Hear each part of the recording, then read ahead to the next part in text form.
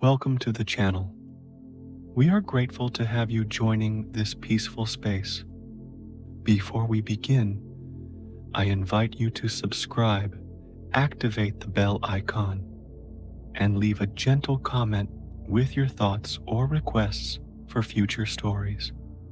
Now, settle in, relax your shoulders, and let the soothing rhythm of this journey carry you toward a peaceful night's sleep. Evening arrives slowly across the northern landscape.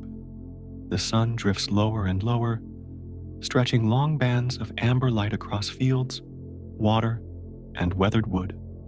There is no sudden shift, no sharp edge between day and night. Instead, the world exhales, light softens, colors deepen, shadows grow longer, reaching quietly across the ground and climbing the outer walls of the longhouses. This gentle fading is familiar, expected, and deeply trusted. Inside the longhouse, the air is warm and steady. The hearth fire glows at the center of the space, its flames low and controlled. It does not roar, it murmurs. Thin trails of smoke rise and disappear into the darkened rafters above. The scent of wood, earth, and wool hangs in the air, grounding and reassuring. Everything here feels settled, as if the structure itself understands that the day is ending. There is no rush to prepare for sleep, no abrupt transition, no forced routine. Instead, the household moves gradually into stillness. The final tasks of the day are completed without urgency. Tools are set aside. Containers are closed.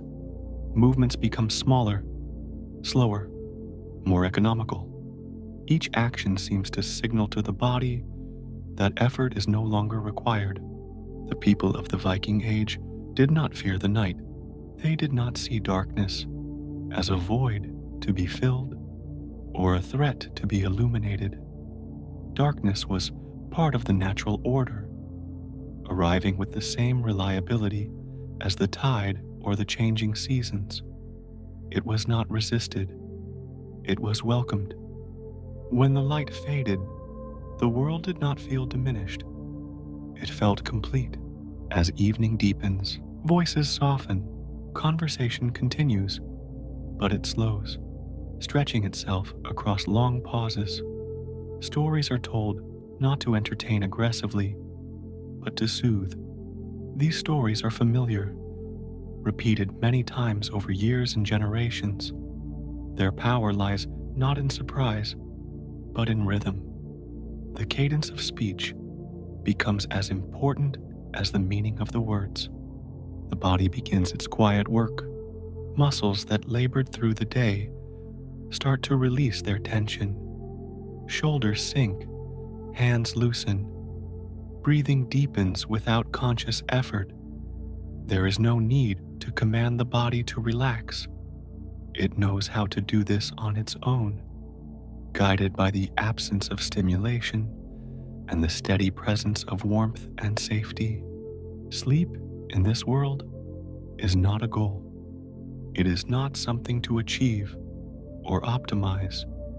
No one counts hours. No one worries about efficiency. Sleep is not separated from life and placed under scrutiny.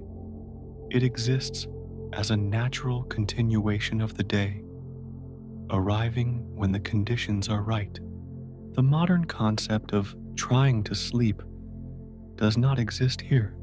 There is no pressure, no internal clock ticking loudly in the mind. The absence of expectation allows the nervous system to settle naturally.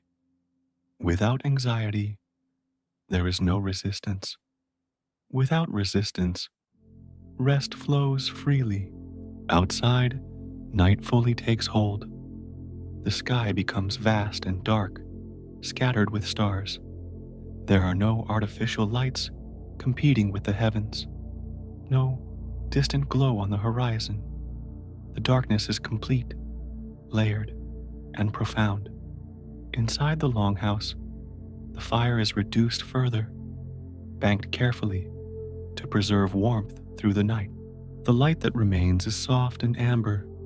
It flickers gently, never constant, never sharp. It does not strain the eyes. It does not stimulate alertness. It allows the body's internal rhythms to follow their natural course. Melatonin rises without obstruction. Wakefulness loosens its grip. Daily life follows the sky, not a schedule. Morning begins when light returns. Evening ends when darkness settles.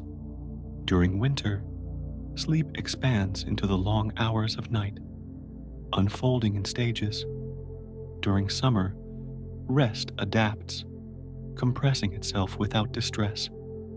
From childhood, bodies learn to trust these patterns. There is no conflict between biology and routine. As night progresses, people settle into their sleeping places. Raised wooden platforms line the walls, covered in layers of straw, wool, and fur. These surfaces are firm yet yielding, shaped by repeated use. They do not swallow the body. They support it. The spine rests in alignment. Limbs find natural positions without adjustment. Sleep is shared. Bodies lie close, arranged with familiarity and order. This closeness brings warmth, but more importantly, it brings reassurance. The presence of others signals safety at a primal level. The brain relaxes its vigilance. Heart rates slow. Breathing synchronizes. This communal rest does not disturb sleep. It deepens it. The mind no longer feels alone or responsible for a constant awareness. Trust spreads quietly through the space, allowing consciousness to loosen its hold. The first phase of sleep arrives gently, eyes close without effort. Thoughts dissolve without struggle. There is no dramatic moment of falling asleep. Awareness simply fades, like light slipping beneath the horizon. In this initial sleep, the body sinks deeply, muscles repair themselves. Energy begins to restore. The mind drifts through slow, unstructured images, free from the sharp edges of modern thought. There is no clock counting down, no alarm waiting to intrude. The environment remains still. No machines hum.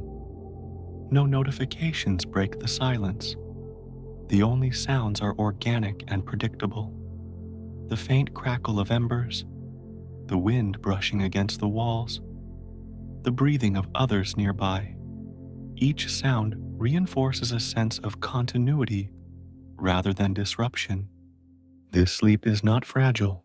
It does not depend on perfect conditions or strict rituals. It is resilient because it arises from alignment. The body is tired in the right way. The mind is unburdened. The environment supports rest rather than competing with it. Waking during the night is not feared. If it happens, it is accepted as part of the rhythm. There is no panic, no labeling, no frustration. Sleep is not broken. It is simply unfolding. In this world, rest is woven into existence itself. It is not something added at the end of the day. It is the natural result of living within the limits of daylight, physical effort, and communal presence. As the fire dims further and the longhouse grows quieter, the first sleep settles fully. It is deep, slow, and grounding. A sleep shaped not by intention, but by harmony. A sleep that arrives because nothing stands in its way. This is where Viking rest begins, not with techniques or rules, but with a way of living that allows sleep to happen on its own terms. As the first sleep deepens, time loses its sharp edges. There is no awareness of minutes passing, no sense of progression toward an endpoint. Sleep is not something that moves forward. It is something that spreads, slowly filling the space where wakefulness once was. The body rests without effort, supported by darkness and quiet. In the Viking world, night was not empty. It was spacious. Long hours of darkness were not compressed into a single expectation of uninterrupted rest. Instead, they were allowed to unfold naturally. Sleep was flexible, adapting itself to the length of the night, rather than forcing the night to fit sleep. The body responds to this freedom. Deep sleep comes easily when there is no pressure to remain asleep. Muscles loosen completely. The jaw softens. The tongue rests gently. Breathing becomes slow and rhythmic, guided by the body's internal intelligence rather than conscious control. At some point, awareness begins to rise again. Not suddenly, not sharply. The transition is gradual, like mist lifting from the ground. Eyes may open briefly. A shift of position happens without urgency. This waking does not feel wrong. It feels expected. In the Viking household, this moment is familiar. It is part of the night's structure. No one panics at being awake. No one assumes something has gone wrong. The mind does not race. There is no internal commentary. Wakefulness is simply another phase of rest. The fire is tended quietly. Someone rises and adds a small piece of wood, careful not to disturb the others. The glow increases slightly, just enough to maintain warmth. The light remains soft, never bright. Shadows move gently across the walls, slow and predictable. This quiet interval carries no demands. It is not productive in the modern sense. No one checks time. No one prepares for tomorrow in detail. The waking exists within the night, not against it. It is a pause, not an interruption. During this time, thoughts are different. They do not spiral. They do not sharpen. The mind remains relaxed, floating between clarity and dream.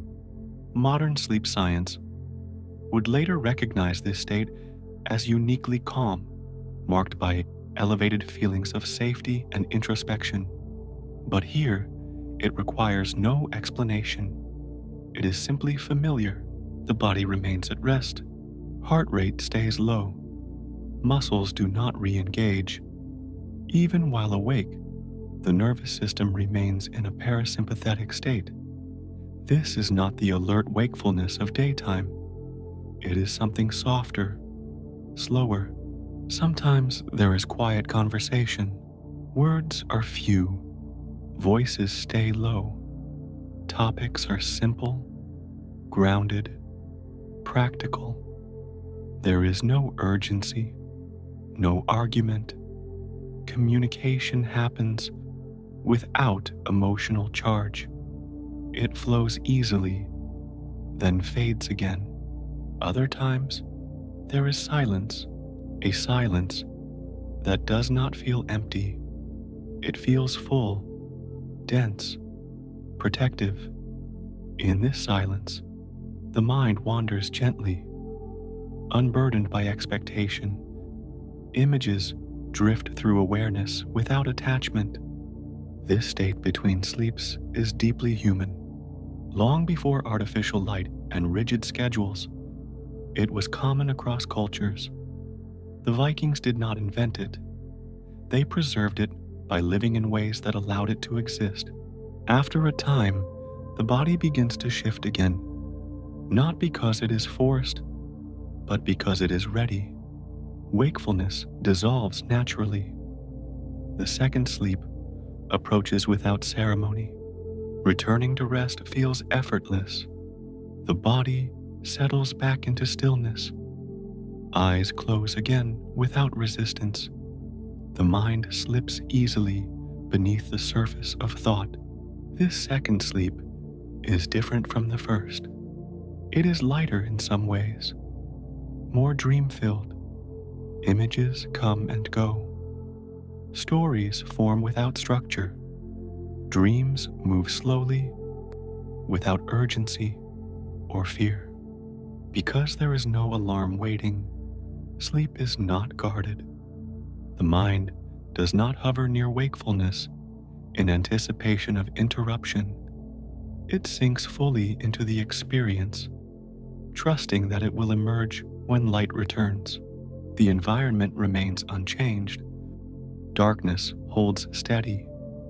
The fire glows softly. The longhouse breathes with the slow rhythm of many resting bodies. No sound intrudes unexpectedly. Outside, the world remains still. Animals rest. Wind moves gently through grass and trees. There is no human activity competing with the night. No distant engines. No artificial hum. This continuity allows sleep to deepen. The nervous system, unchallenged, allows longer stretches of restoration. The body repairs itself. Energy stores replenish. The immune system strengthens quietly. For children, this rhythm becomes foundational. They grow up without learning to fear the night. Darkness is familiar, not threatening. Wakefulness is not labeled as failure. Sleep becomes a place of safety rather than struggle. For adults, this pattern remains supportive throughout life. There is no need to relearn how to rest. It has never been unlearned. As dawn slowly approaches, sleep thins again. Light does not arrive suddenly. It creeps gently along the horizon, slowly brightening the sky. The change is gradual, giving the body time to respond. Awakening happens without force. Eyes open naturally. The body stretches without prompting. There is no jolt, no alarm cutting through sleep. Consciousness returns smoothly, without confusion or stress. This way of sleeping does not require perfection. If one night is shorter, another is longer. If sleep is lighter, it balances itself later. There is no rigid structure demanding compliance. In this system, sleep is resilient. It adapts. It recovers. It does not collapse under pressure. The Viking night is long, but it is not oppressive. It is generous. It offers space for rest, reflection, and quiet connection. It does not demand that sleep be uninterrupted or efficient. It allows it to be human. This acceptance is perhaps the most powerful element. The absence of anxiety around sleep removes the greatest obstacle to deep rest. Without fear of wakefulness, wakefulness loses its power. Modern humans often struggle here. We fear not sleeping. We measure rest. We judge it. In doing so, we create tension that the body cannot resolve. In the Viking world, rest was never something to master. It was something to allow.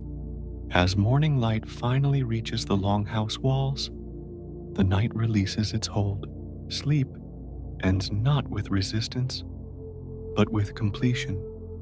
The body is ready. The mind is clear. This rhythm, repeated night after night, season after season, creates a profound stability. Sleep does not fluctuate wildly. It does not deteriorate with age. It remains dependable because it is supported rather than controlled. This is the deeper secret of Viking sleep.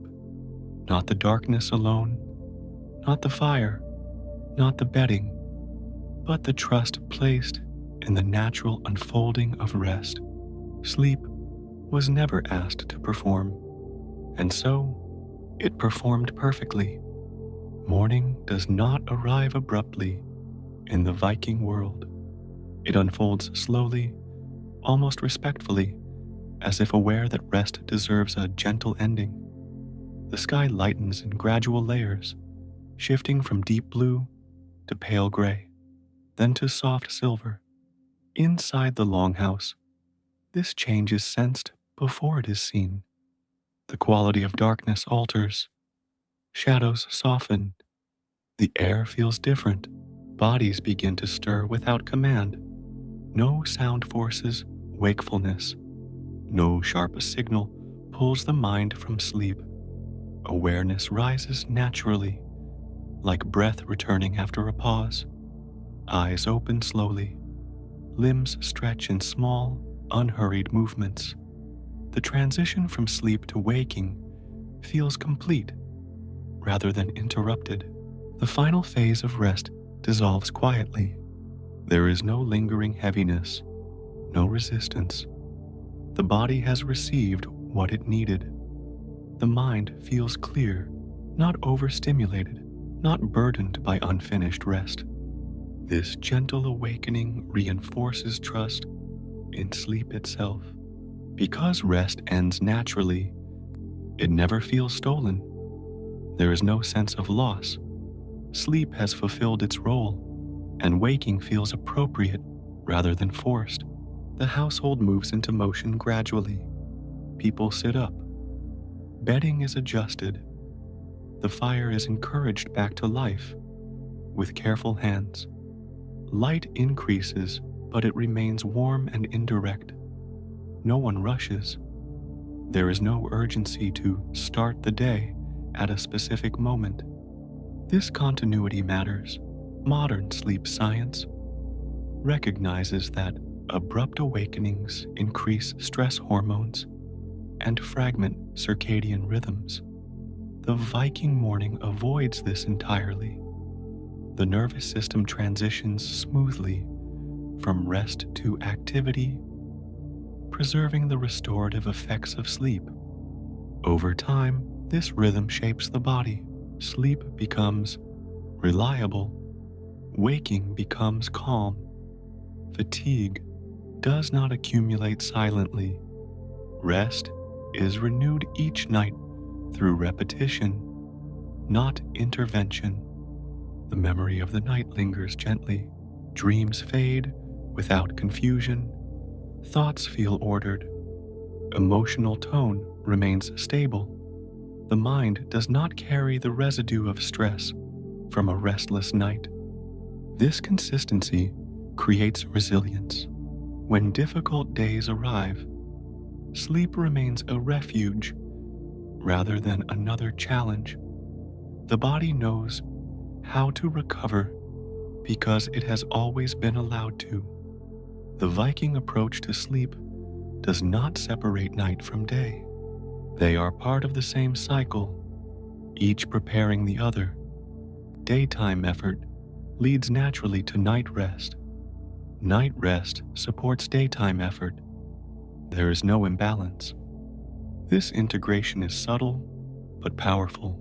It removes the need for compensation. No stimulants are required to wake. No sedatives are needed to sleep. The body regulates itself through environment and routine. Children grow within this rhythm.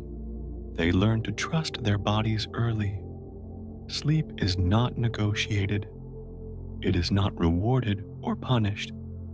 It is simply part of life. This foundation lasts. Adults age within this rhythm. Sleep does not become an enemy over time. It adapts gently as bodies change. There is no sudden collapse of rest in later years because it was never strained. The longhouse itself supports this continuity. Its structure filters sound, its materials hold warmth, its enclosed space reduces external disturbance. Even architecture participates in rest. Outside, the world resumes quietly. Animals move, wind shifts, frost melts, or dew forms. The day begins without intrusion. The people rise ready, not depleted. They carry the night with them, not as exhaustion, but as restoration. This pattern repeats, night after night. It does not depend on willpower. It does not require discipline. It relies on alignment. Sleep remains simple because life is simple in the right ways. Physical effort is real. Mental noise is limited. Darkness is respected. Community is present. The Viking night teaches something essential. That rest does not need to be engineered. It needs to be allowed. In later centuries, this understanding fades. Light grows brighter. Time grows stricter. Sleep becomes a problem to solve. But here, in this moment, sleep remains whole, undivided, unmeasured, undisturbed. The people of this age do not claim to have mastered sleep. They simply live in a way that lets it exist. And because of that, night after night, season after season, sleep returns. Deep, reliable, complete. This is how the Viking night ends. Not with an alarm, not with tension, but with readiness. In the Viking world, light was never taken for granted. It arrived when it arrived, and it left when it left. No one tried to trap it, stretch it, or replace it. The movement of the sun across the sky defined the rhythm of life with quiet authority. From the first pale glow of morning to the final fading of dusk, light shaped behavior, mood, and rest without negotiation. At northern latitudes, this relationship with light was especially profound. In winter, the sun lingered low and brief, offering only a narrow window of daylight before darkness returned. In summer, light stretched late into the night, sometimes barely leaving at all. These extremes did not disrupt life, they defined it. The people adapted not by resisting these cycles, but by aligning themselves with them. Darkness, in particular, held meaning. It was not associated with fear or absence. It was understood as a natural state, a necessary counterbalance to light. When darkness arrived, activity softened, energy turned inward. The body recognized the signal and responded accordingly. Inside the longhouse, the design supported this rhythm. Windows were small or non-existent. Openings were easily covered. The structure itself filtered light, ensuring that when night came, it was real. Darkness filled the space fully, without artificial interruption. This was not accidental. It was practical, efficient, and deeply aligned with rest. The human body responds instinctively to darkness. As light fades, the brain begins producing melatonin, the hormone that prepares the body for sleep. In the Viking world, this process unfolded without interference.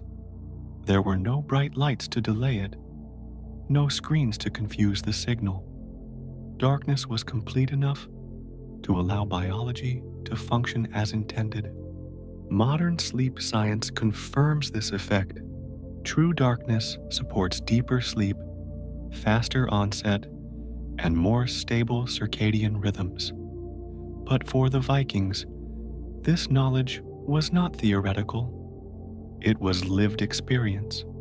Nightfall brought sleep not because it was scheduled, but because the body was ready. Firelight did not disrupt this process. The flames burned low and warm, casting amber tones rather than harsh brightness. This spectrum of light is gentle on the eyes and minimally disruptive to melatonin production. Even when awake, the body remained in a state compatible with rest. Artificial light, as we know it today, did not exist. Candles and oil lamps were used sparingly. They required effort to produce and maintain. Light was precious, not abundant. As a result, it was never excessive. When the fire dimmed, darkness reclaimed the space naturally. The long winter nights amplified this effect.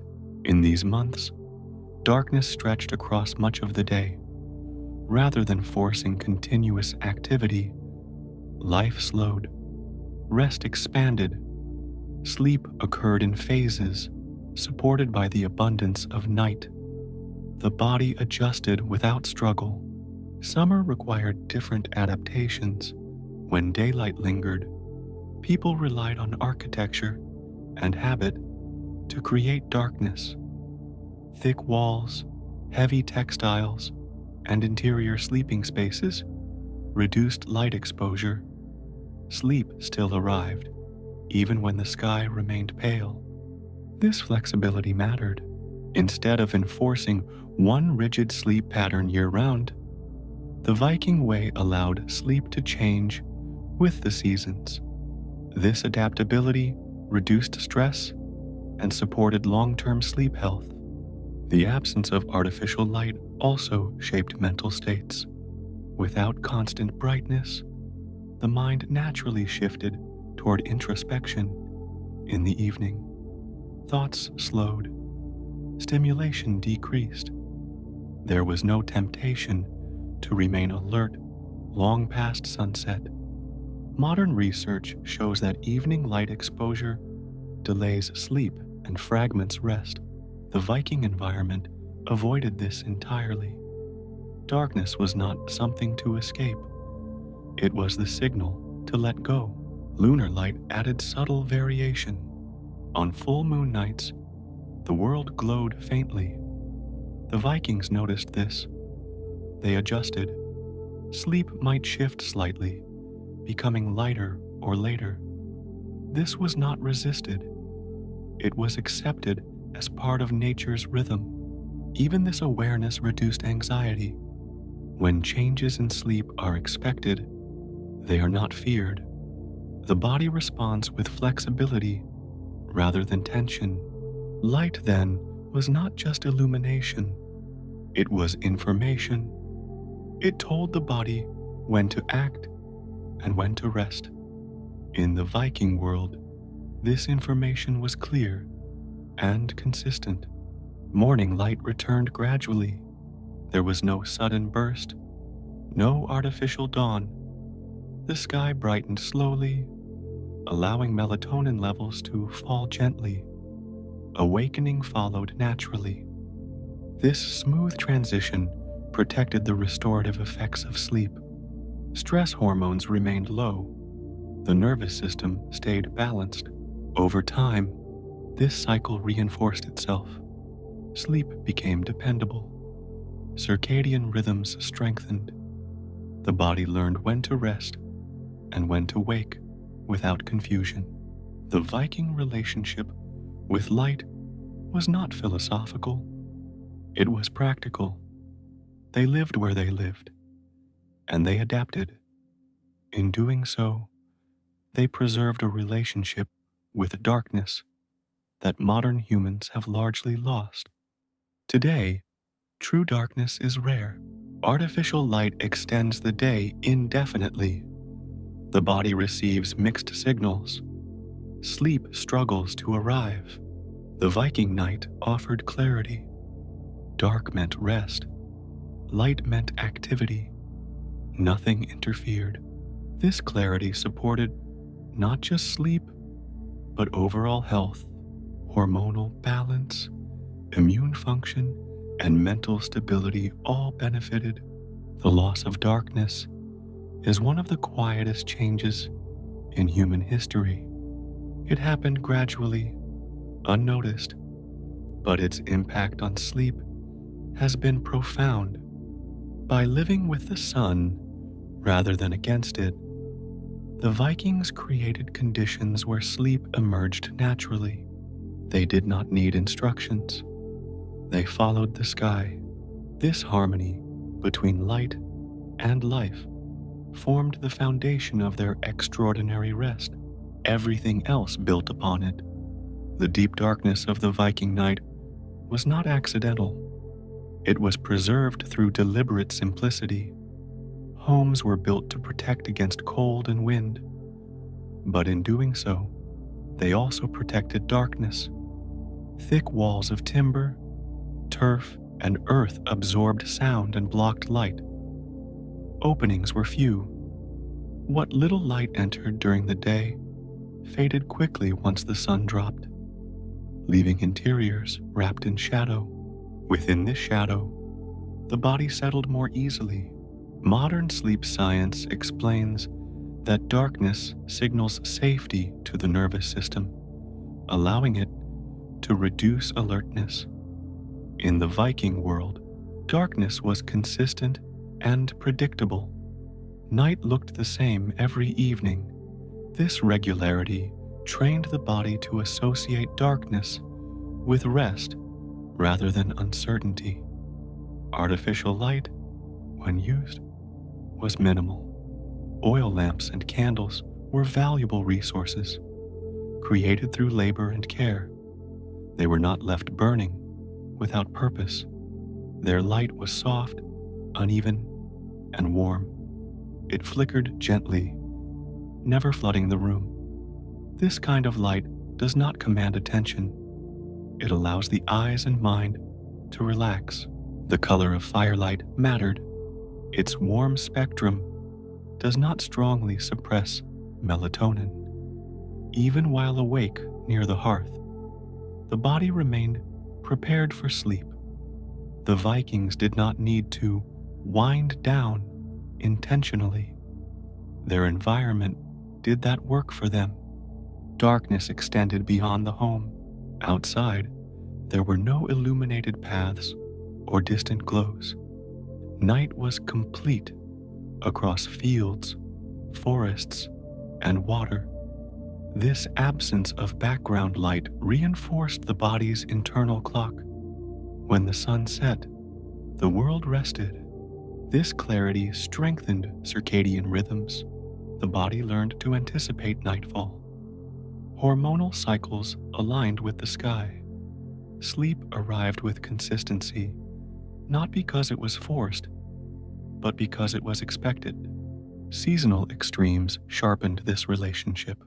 In winter, darkness dominated. Rather than fighting it, life adapted. Activities slowed. Rest expanded. Sleep was allowed to fill the long nights in gentle stages. In summer, adaptation took a different form. When darkness was scarce, people created it. Sleeping areas were positioned away from openings. Thick woolen hangings reduced light.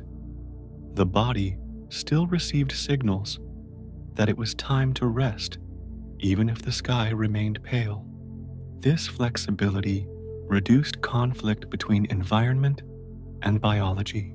Instead of demanding the same sleep pattern year-round, the Viking way allowed rest to adjust naturally. This adaptability protected long-term sleep health. The body thrives on consistency, not rigidity. The Viking approach offered stable cues without strict rules. Darkness meant slowing. Light meant activity. Everything in between was negotiable. Modern life reverses this clarity. Light is constant. Darkness is optional. The body receives mixed messages, struggling to decide when rest should begin. For the Vikings, the message was always clear. Night came, darkness followed, sleep arrived. Even the moon was respected. Full moon nights brought gentle brightness. Sleep might shift slightly, becoming lighter. This was accepted without judgment. The body adjusted and recovered naturally. Acceptance removed anxiety. When changes in sleep are understood as natural, they do not provoke stress. The nervous system remains calm, allowing rest to continue. Darkness also shaped mental activity. Without light to sustain alertness, thoughts slowed. Planning and problem solving gave way to reflection. The mind drifted inward, preparing for rest. Modern research confirms this effect. Reduced light exposure in the evening lowers cognitive arousal. The Viking environment achieved this effortlessly. The absence of stimulation mattered as much as darkness itself. No screens, no artificial noise, no competing signals. The senses were not overwhelmed. This simplicity allowed the body to follow ancient patterns shaped over thousands of years, long before electric light altered human behavior. The Viking night supported deep sleep because it removed choice. There was nothing else to do. Rest was the default state. Morning emerged gradually. Light returned softly, allowing melatonin levels to fall naturally. Awakening felt smooth, not jarring. This gentle transition protected the benefits of sleep. Stress hormones remained low. Energy returned evenly. Over time, these cycles strengthened resilience. Sleep became reliable. Fatigue did not accumulate silently.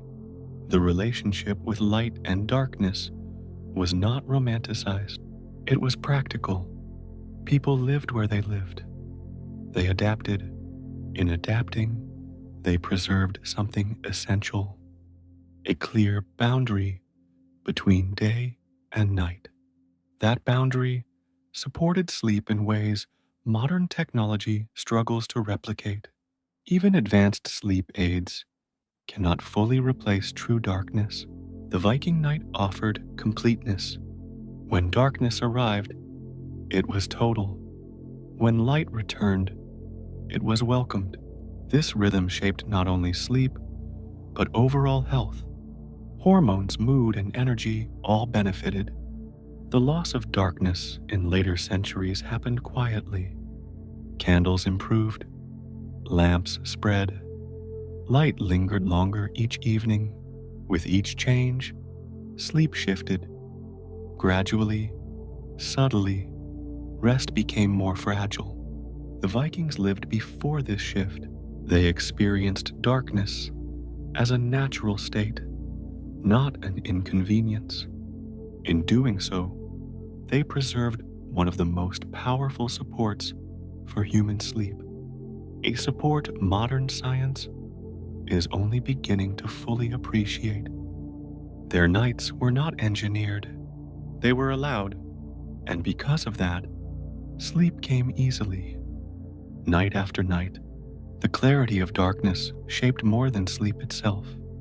It shaped the way the Vikings experienced time.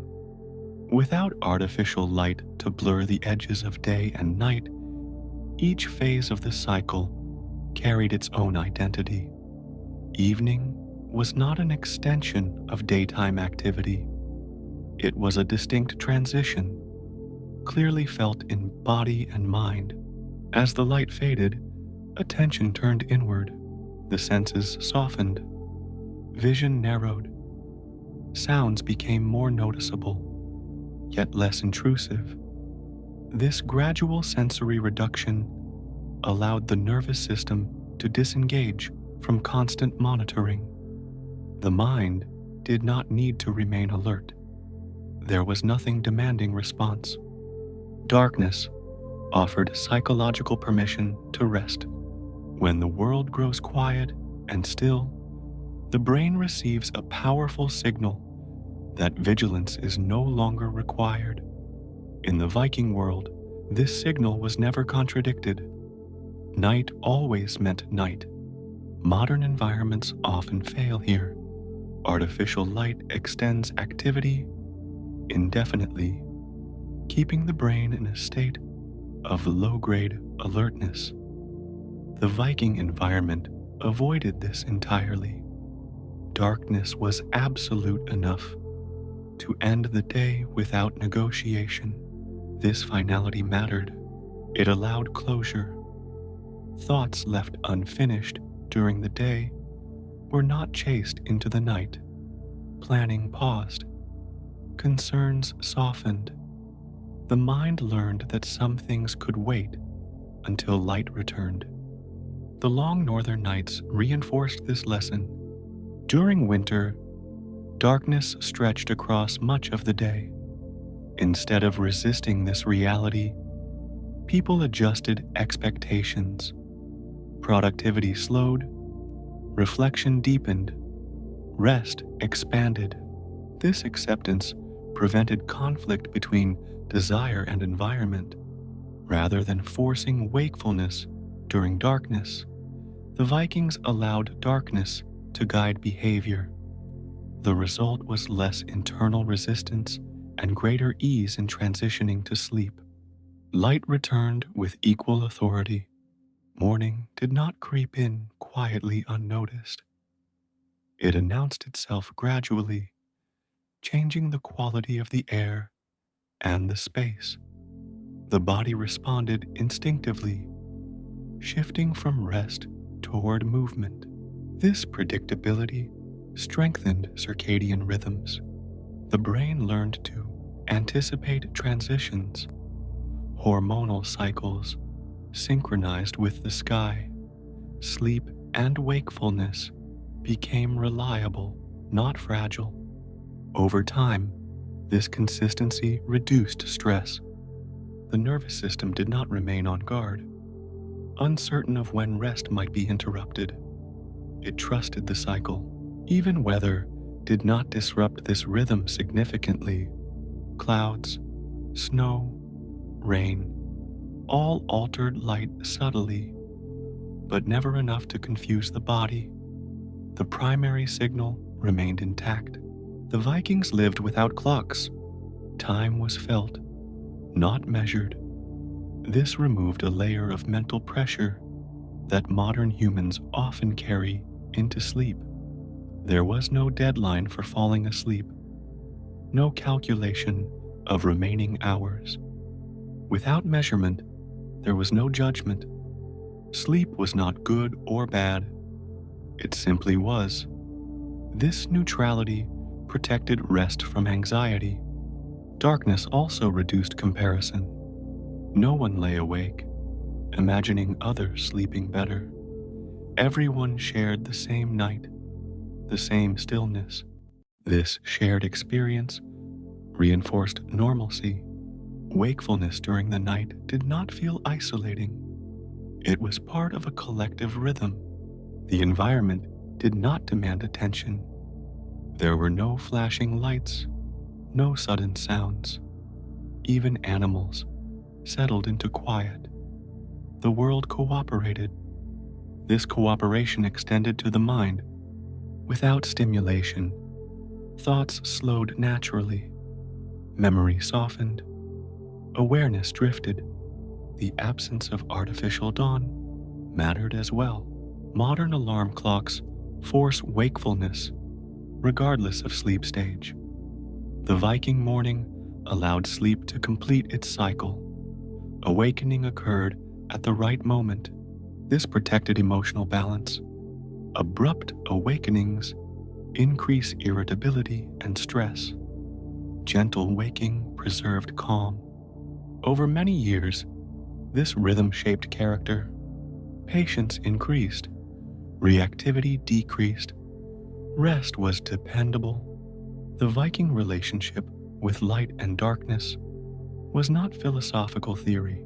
It was embodied knowledge, reinforced nightly. When artificial light later entered human life, this relationship changed. Even small amounts of light altered sleep patterns. Evening extended, night shortened. The Vikings lived before this shift. They experienced something increasingly rare, true night. This night supported sleep without effort. No techniques were required. No interventions needed. Darkness did the work. Light did the rest. Together, they formed a cycle that sustained human biology as it evolved to function. The Viking experience reminds us of something simple. Sleep thrives on clarity. It suffers from confusion. In their world, signals were clear. Day meant activity.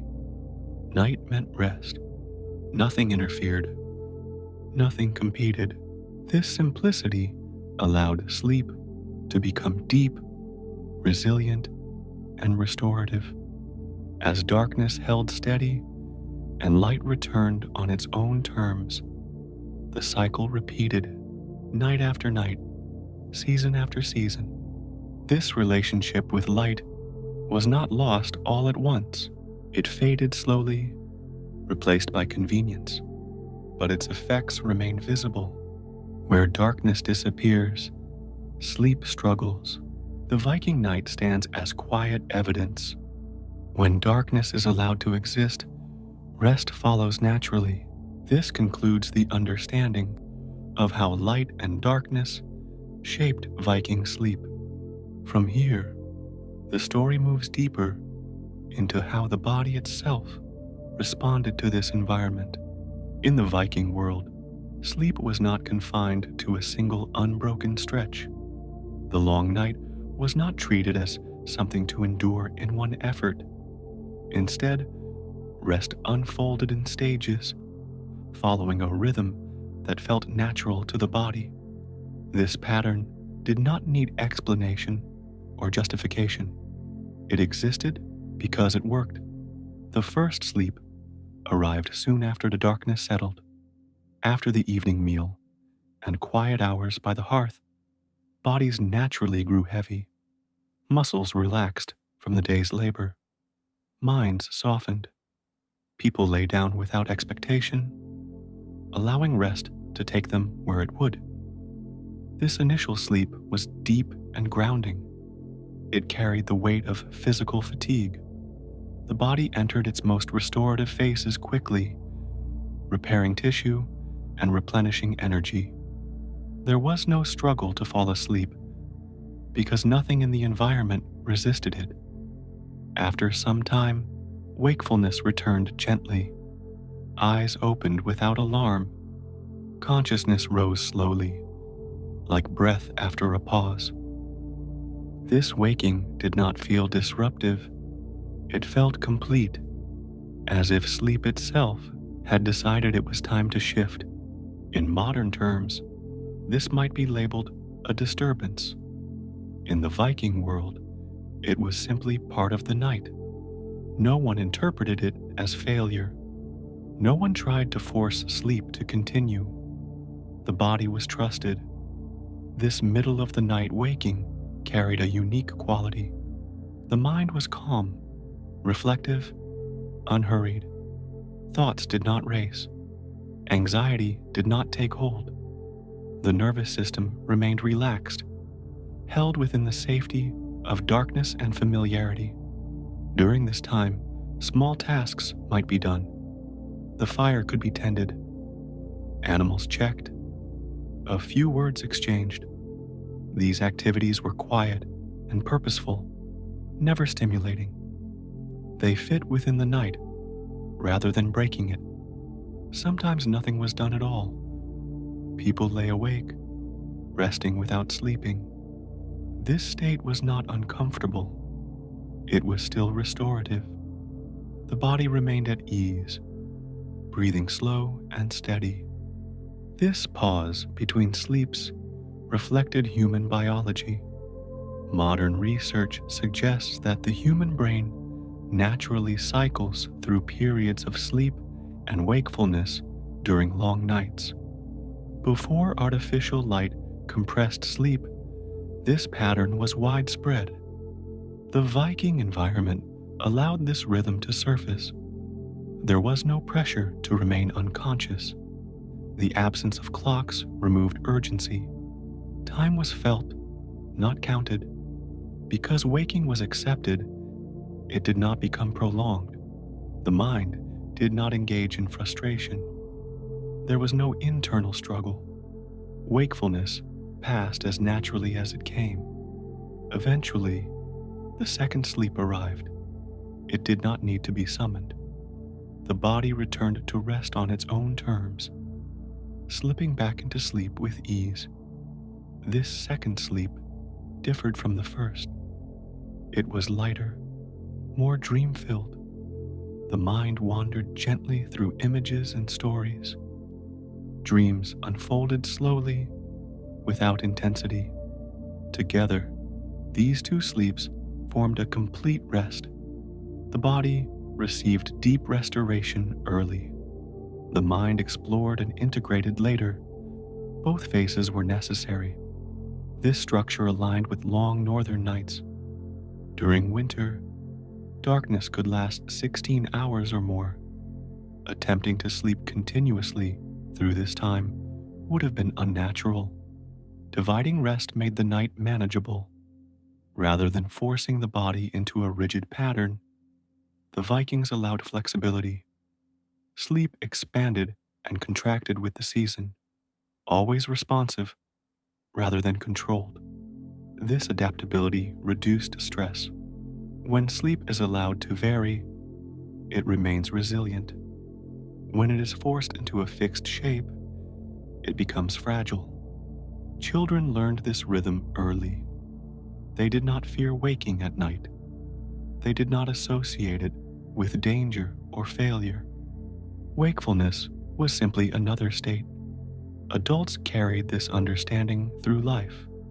Sleep remained familiar rather than mysterious. There was nothing to solve. The communal setting reinforced this normalcy. When others woke as well, waking felt shared. Isolation, a common driver of nighttime anxiety, was absent. The environment supported return to sleep. Darkness remained complete. Light was minimal. No stimulation pulled the mind outward. Modern sleep science has rediscovered this pattern.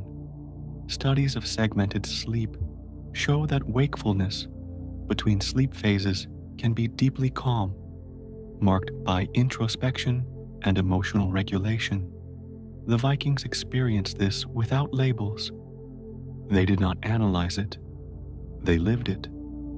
This pattern protected sleep from anxiety. Because waking was expected, it did not provoke stress. Because stress remained low, sleep returned easily. The two sleeps were not separate events. They were parts of a single night-long process. Rest unfolded in waves rather than a block. This wave-like structure mirrored other natural cycles. Tides, seasons, breath. Nothing in nature moves in straight lines. The Viking night followed this principle. Sleep rose and fell without resistance. As dawn approached, the second sleep thinned. Light gradually returned. Awareness increased naturally. The night completed itself. This way of sleeping did not require discipline. It required trust. Trust in the body, trust in the night, trust in the rhythm that had always been there. The Vikings did not design bifurcated sleep intentionally. They simply lived in conditions that allowed it to emerge. In doing so, they preserved a pattern deeply aligned with human biology, a pattern modern humans often struggle to rediscover. The night was not something to conquer. It was something to move with. And within this movement, sleep remained deep, flexible, and whole, during the pause between the two sleeps, the Viking night revealed its quiet depth. This was not a time of alertness or concern, but a gentle interval where the mind floated freely. The body remained relaxed, heavy with warmth, even as awareness returned. There was no sharp division between sleeping and waking, only a gradual shift from one state to another. This interval felt timeless. Without clocks or measured hours, no one knew how long they remained awake. The absence of timekeeping removed urgency. Wakefulness was not counted or evaluated. It simply existed until it faded again. The body did not fully re-engage. Muscles stayed loose. Breathing remained slow. Heart rate did not rise. Even while conscious, the body stayed in a resting state, conserving energy rather than preparing for action. This calm wakefulness carried a sense of clarity. Thoughts appeared without pressure. Memories surfaced gently. There was space for reflection without rumination. The mind did not chase outcomes or replay worries. It observed, then released. Modern neuroscience describes this state as uniquely restorative. Brainwaves slow, stress hormones remain low. Emotional processing occurs without agitation. The Vikings experienced this state naturally, without naming it. The firelight supported this calm. Its soft glow provided orientation without stimulation. Shadows moved slowly across familiar surfaces. Nothing startled the senses. Sounds were muted and predictable. The crackle of embers, the shift of bodies, the distant wind. These sounds did not demand attention. They reinforced continuity. In this environment, fear had little ground. Darkness was complete, but it was known. The mind did not scan for threats. Vigilance relaxed because the setting felt secure. This security allowed the pause to remain brief. Because waking was not stressful, it did not extend. The mind did not spiral. Sleep returned easily. When the second sleep arrived, it felt like a continuation. There was no effort required. Consciousness slipped away naturally, as if sinking beneath still water. This second phase of sleep carried a different texture.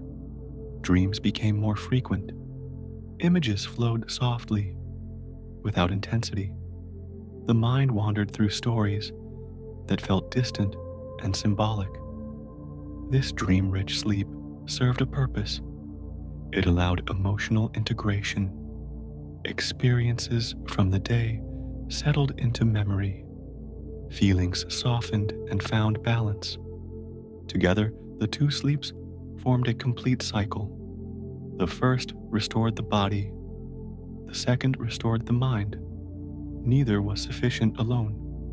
The Viking environment protected both phases. No interruptions shattered the rhythm. No obligations pulled attention away prematurely. Seasonal darkness reinforced this pattern.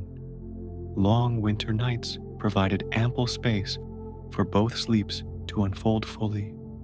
There was no need to rush rest. Even in summer, when nights shortened, the pattern adapted. The pause between sleeps might be brief or absent, but it returned naturally when darkness lengthened again. This adaptability prevented sleep debt.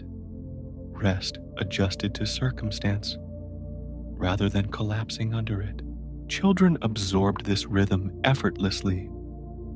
They learned that waking at night was safe, that rest did not require unconsciousness at all times.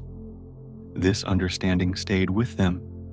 Adults retained this flexibility. Sleep did not become fragile with age.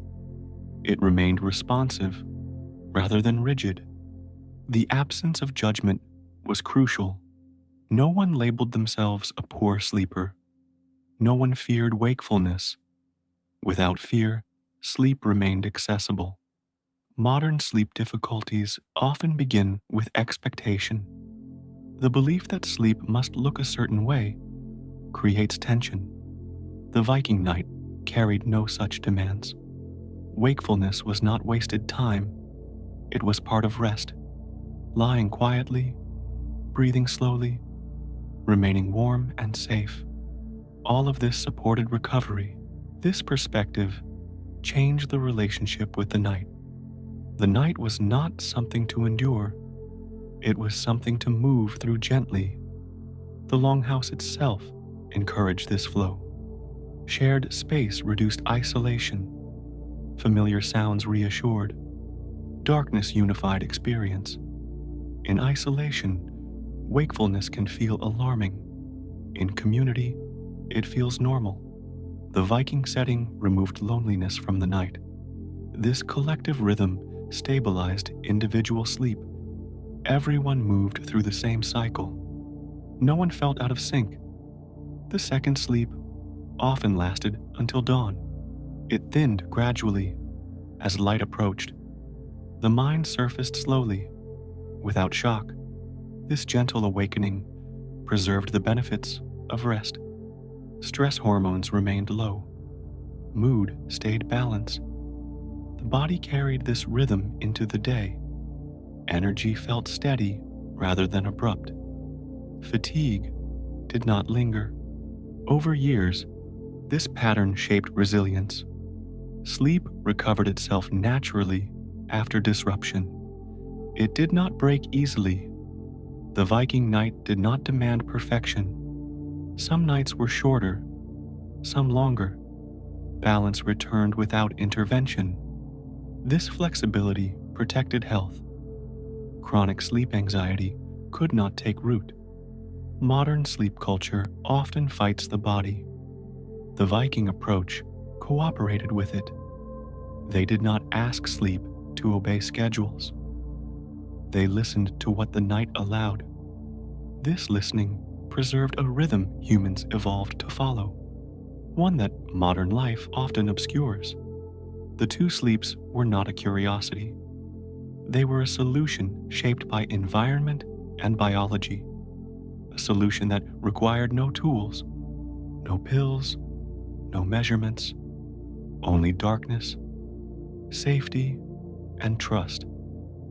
In this way, the Viking night supported rest that was deep, complete, and resilient, a rhythm that modern science is only beginning to fully understand.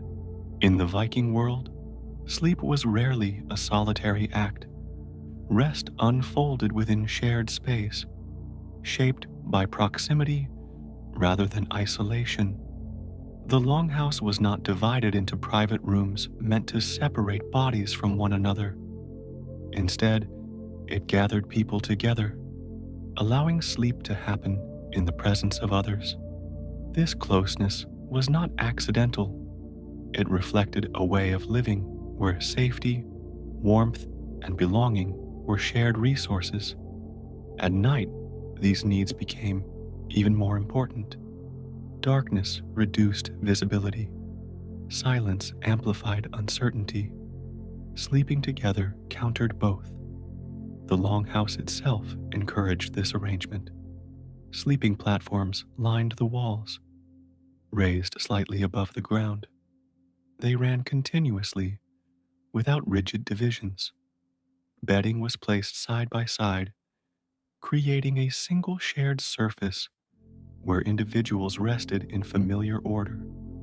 Positions followed quiet rules. Those of higher status slept closer to the hearth, where warmth was greatest. Children and elders were placed where protection felt strongest. These arrangements were understood without discussion. The presence of others altered the experience of sleep. The brain perceived safety through proximity. Familiar breathing patterns and subtle movements signaled that the group was intact. Vigilance softened. The nervous system relaxed more deeply. Modern sleep research confirms this effect. Perceived safety is a prerequisite for deep sleep. When the brain believes it must remain alert, rest becomes shallow. The Viking sleeping environment removed much of this burden. Children benefited especially. Growing up surrounded by family during sleep taught their bodies that night was safe. There was no sudden separation, no sense of abandonment. Sleep became associated with connection rather than vulnerability.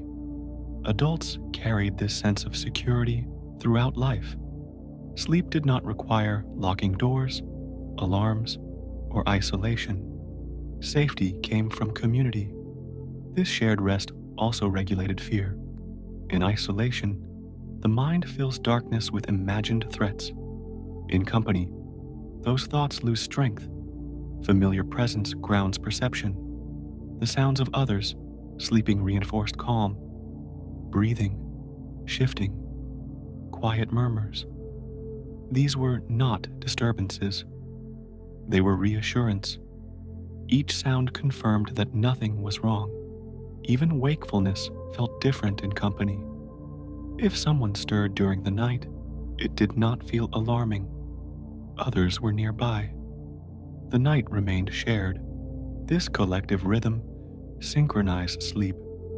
People tended to fall asleep and wake within similar windows.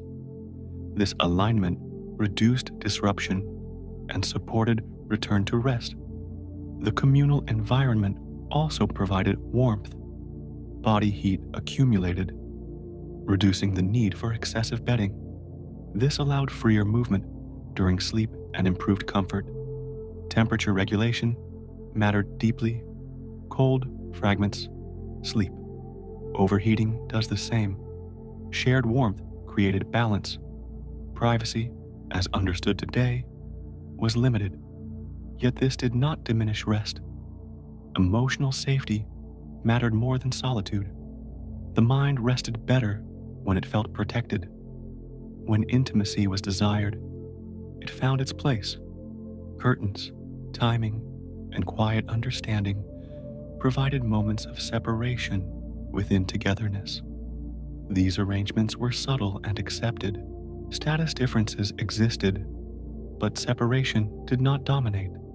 Even leaders slept within the same space. Authority did not require isolation. This reinforced social bonds. Night after night, shared rest strengthened trust. Trust reduced stress. Reduced stress deepened sleep. The longhouse became a container for rest. Its walls held warmth. Its darkness held quiet. Its shared presence held safety. In times of danger, this arrangement mattered even more. Someone was always likely to wake if a threat approached. Sleep was deep because protection was collective. This safety reduced subconscious vigilance. The brain could release control, knowing it was not alone. Modern life often reverses this. People sleep alone, separated, surrounded by silence that feels uncertain rather than reassuring. The Viking night replaced that silence with presence. Presence turned darkness into comfort. Shared sleep also regulated emotion. Being near others calmed the nervous system. Stress dissipated more easily. The body rested not only physically, but socially. Connection continued even in sleep. This environment supported long-term resilience. Sleep did not deteriorate under stress. Community buffered its impact. The Vikings did not frame this as a technique. They lived it naturally. Their communal sleep was not primitive. It was adaptive, efficient, and deeply human. This way of resting aligned with how humans slept for most of history. Isolation during sleep is the exception, not the rule. The Viking night reminds us of this truth, that rest thrives in safety, and safety is often shared. As darkness settled and bodies lay close, Sleep arrived not as escape, but as belonging. This shared belonging carried the night forward, holding each sleeper within a quiet, collective calm. The communal nature of Viking sleep shaped the mind as much as the body. Sleeping among others created a constant sense of continuity between waking life and rest. The same people who worked, ate, and spoke together during the day remained present through the night. This continuity reduced psychological fragmentation and allowed the mind to settle more fully. In shared space, the night felt predictable. Nothing unexpected emerged from darkness. Every sound had a familiar source. Every movement belonged to someone known. This predictability allowed the brain to lower its defenses. Modern neuroscience explains this response clearly. When the brain perceives social safety, it reduces the activity of threat detection systems. Cortisol levels fall. Parasympathetic activity increases. Sleep deepens naturally. The Viking sleeping arrangement supported this response effortlessly. No one slept alone with uncertainty. The collective presence acted as a constant reassurance. Children internalized this early. They did not learn to associate night with separation. Instead, sleep became a shared experience. This foundation shaped their lifelong relationship with rest. Adults retained this sense of safety even in difficult times. Fear did not dominate the night because protection was collective. Even when danger existed, vigilance was distributed rather than internalized. This distribution mattered. No single mind carried the full burden of alertness. Responsibility was shared, allowing individuals to rest more deeply. In isolation, the brain remains partially awake. In community, it can surrender. The rhythm of shared breathing played a subtle role. Hearing others breathe steadily signaled calm. The nervous system mirrored this rhythm, slowing heart rate and respiration. This synchronization occurred without intention. Bodies naturally attuned to one another, creating a collective rhythm of rest. Even small movements reinforced safety. A shift on the bedding, a quiet sigh. These sounds confirmed presence rather than threat. Modern sleep environments often aim for silence, but complete silence can amplify internal vigilance. The Viking night replaced silence with gentle human sound. The longhouse also regulated temperature socially. Shared body heat reduced extremes. No one became too cold or overheated. Thermal comfort stabilized sleep. Stable temperature reduces nighttime awakenings. The Viking arrangement achieved this without technology. The emotional benefits were equally important. Sleeping near others reinforced belonging. Belonging reduces anxiety. Reduced anxiety supports deeper sleep. This sense of belonging did not end with sleep. It extended into dreams, shaping emotional tone and memory integration. Dreams in communal sleep often feel less threatening.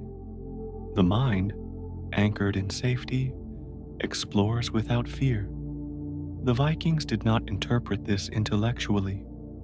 They lived it nightly. Social hierarchies existed, but they did not fragment rest. Leaders slept among their people. Authority did not isolate. This proximity reinforced trust. Trust strengthened community. Community supported sleep. Even visitors and travelers often slept communally. This extended protection beyond the household, reinforcing cultural norms of shared rest. Security at night was practical as well as psychological. Someone always woke lightly. Threats were detected early. This reduced the need for individual hypervigilance. Knowing this, the brain relaxed more fully. Sleep deepened because protection was reliable. The architecture supported this system. Open interior space allowed awareness without isolation. Walls blocked external danger, while interior openness preserved connection. This balance mattered. Too much separation breeds fear. Too little structure breeds chaos. The longhouse offered both containment and closeness. The communal sleeping platform functioned as a social anchor. It gathered the household into a single resting body. Over time, this reinforced emotional regulation. People slept through distress more easily. Trauma had less opportunity to fragment rest. Modern sleep research shows similar effects. Strong social bonds correlate with improved sleep quality and duration. The Vikings lived this reality long before it was measured. Their nights were supported by human presence rather than technology. When conflicts occurred, they were resolved openly. Lingering tension disrupts sleep. Cultural emphasis on resolution protected rest. Moral clarity mattered. Sleeping among others reinforced accountability. Guilt did not hide easily. Addressing it restored sleep. This social transparency supported psychological balance. Balance supported rest. The communal night reduced loneliness. Loneliness fragments sleep even in modern studies. Its absence strengthened Viking rest. As night progressed, the shared space remained calm. No one withdrew completely. Even in sleep, presence remained. This presence carried into morning. Awakening together preserved continuity.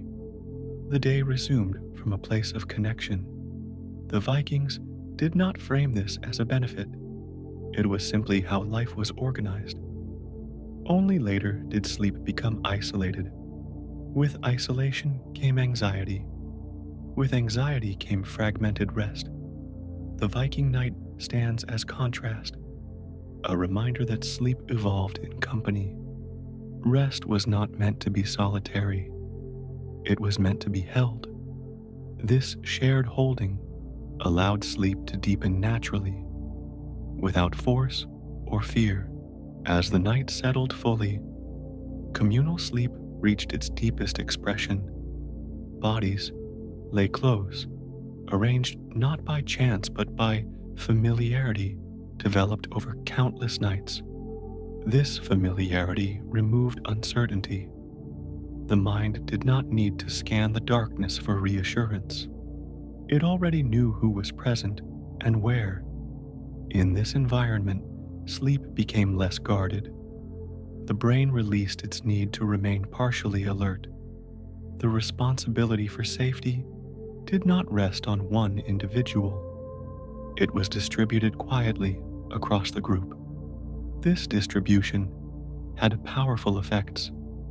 Without the burden of solitary vigilance, the nervous system allowed deeper phases of sleep to unfold. Muscles relaxed completely, breathing slowed further. The body entered states of rest difficult to reach in isolation. Modern sleep science recognizes this mechanism. When perceived threat is low, slow wave sleep increases. The Viking sleeping arrangement created precisely this condition, night after night. The shared presence also stabilized emotional states. Emotions did not echo endlessly in the mind. The simple awareness of others nearby grounded thoughts in reality. Anxiety had little room to expand. Even dreams reflected this stability. They tended to be less abrupt, less fearful. The sleeping mind, anchored in safety, explored without urgency.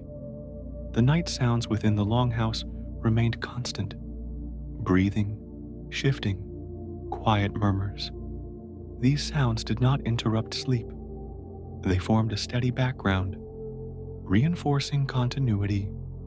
This continuity prevented sudden awakenings. Sleep cycles completed themselves naturally. The body moved smoothly between stages. The communal space also discouraged excessive movement. Without individual beds separated by walls, people adjusted subtly to one another. Movements became minimal, conserving rest. Temperature remained balanced. Shared warmth reduced extremes. No one needed heavy coverings that restricted movement. Comfort remained stable. Comfort supported deeper sleep. The body did not wake to adjust for cold or heat. It remained settled. In moments of brief wakefulness, presence mattered most. Opening one's eyes in darkness did not feel isolating. Others were there. The night remained shared. This prevented escalation. Wakefulness passed without fear. Sleep returned easily. Children absorbed these cues intuitively. They learned that night was safe because it was shared. This lesson remained embedded in their nervous systems. As they grew, sleep did not become a struggle. Their bodies remembered how to rest. Adults aged within this system. Sleep quality did not collapse over time. It adapted gently to changing bodies. Even illness did not isolate sleepers. The sick rested among others, supported by presence. This reduced fear and supported recovery. The Vikings did not treat sleep as private property. It was a communal process. Rest belonged to the group. This perspective reduced shame around sleep difficulties. No one hid wakefulness. No one suffered alone. Shared sleep also supported honesty. Unspoken tension disrupts rest. Living openly reduced this burden. The longhouse became a shared nervous system. Each individual contributed to the calm of the whole. This collective calm amplified rest. Sleep deepened because everyone participated in maintaining safety. When danger threatened, the system adapted. Someone woke lightly. Others followed. Protection engaged without panic. Knowing this, sleepers relaxed fully. They did not need to remain alert. Others would respond. Modern isolation removes this assurance. Alone, the brain remains partly awake. The Viking night replaced that vigilance with trust. Trust allowed surrender. As dawn approached, communal sleep loosened gently. Bodies stirred gradually. Awareness returned without shock. Waking together preserved connection. The day began from a place of shared calm rather than individual stress. This continuity shaped daily life. Energy felt steady. Emotions remained regulated. The communal night was not a technique. It was an environment shaped by necessity and wisdom. Over centuries, this wisdom faded. Private rooms replaced shared platforms. Silence replaced presence. Sleep changed as a result. It became fragile, easily disturbed. The Viking experience reminds us of a deeper truth. Humans evolved to rest together. Separation during sleep is recent. Its costs are still unfolding. The Longhouse night offers contrast. Rest held within community. In that holding, sleep found its strength, not through control, but through connection. This concludes the exploration of communal sleep in the Viking world. From here, the story turns toward the physical surfaces that supported their rest so completely. The physical surface on which the Vikings slept played a quiet but powerful role. Rest was not supported by softness alone, nor by elaborate construction. Instead, It relied on stability, simplicity, and materials drawn directly from the surrounding land. The bed was not an object designed to impress. It was a tool shaped to serve the body. Sleeping platforms were built into the structure of the long house. Raised slightly above the ground, they protected sleepers from cold and damp while remaining close to the warmth of the hearth. These platforms were solid, unmoving, and dependable. Their firmness provided a stable foundation that did not shift beneath the body. On top of this wooden base, layers were added gradually. Straw or dried grasses formed the first layer, creating a surface that yielded gently while still offering support. This material compressed under weight but retained resilience, allowing the body to settle without sinking too deeply. Straw served more than comfort.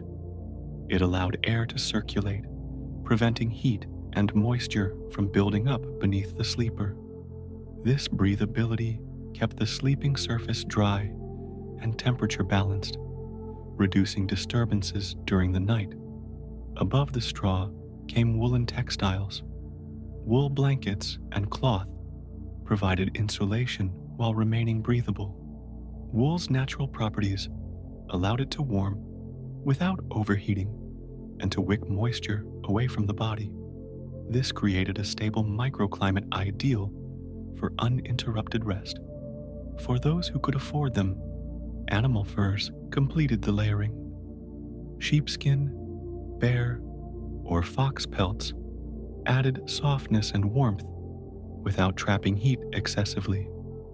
These materials adapted to body temperature, offering warmth when needed and releasing it when not. The result was a sleeping surface, neither hard nor soft.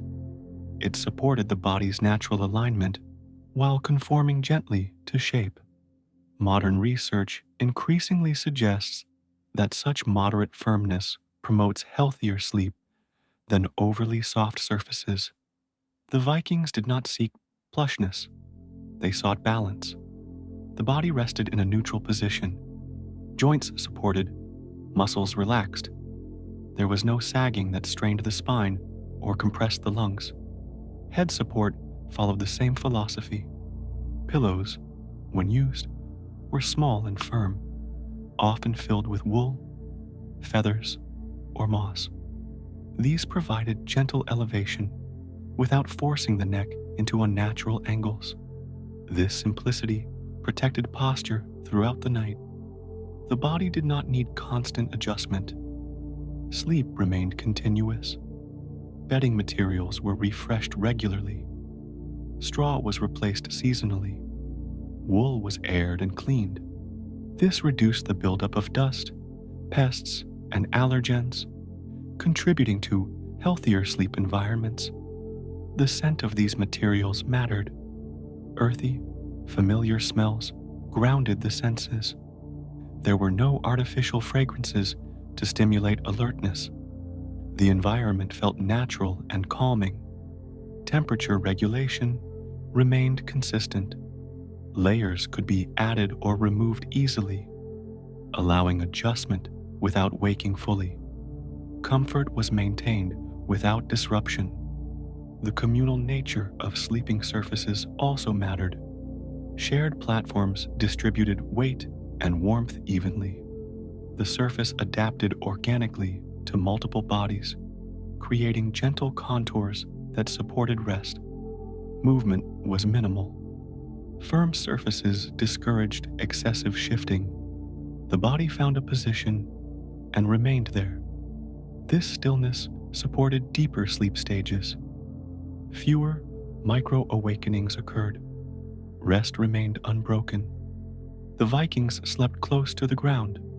This proximity enhanced feelings of stability and safety. Elevated beds that sway or bounce did not exist. The surface beneath was solid and predictable. Modern beds often separate sleepers from the ground entirely. Springs, foam, and frames introduce movement. The Viking bed removed it. This stability calmed the nervous system. The body sensed that it was supported completely. Seasonal adjustments refined this system. In winter, thicker layers provided warmth. In summer, lighter coverings allowed cooling. The base remained the same. Consistency mattered. The body learned what to expect night after night. Familiarity reinforced relaxation. Children grew accustomed to these surfaces. Their bodies developed in alignment with firm support, reducing strain and promoting healthy posture. Elders benefited as well. Firm surfaces supported aging joints and spines, reducing discomfort that can fragment sleep. The Vikings did not chase innovation in bedding. They refined what worked. Their beds were not indulgent. They were effective. Effectiveness came from understanding the body's needs rather than attempting to overwhelm them with softness. The sleeping surface worked with gravity, not against it. It allowed the body to settle naturally. In this way, the Viking bed became an extension of the environment, natural, stable, and supportive. As night deepened, the body trusted the surface beneath it. Trust allowed surrender. Surrender allowed sleep. This physical foundation supported every other aspect of Viking rest. Without it, darkness, community, and rhythm would not have been enough. The bed did not distract. It disappeared beneath the sleeper, doing its work quietly.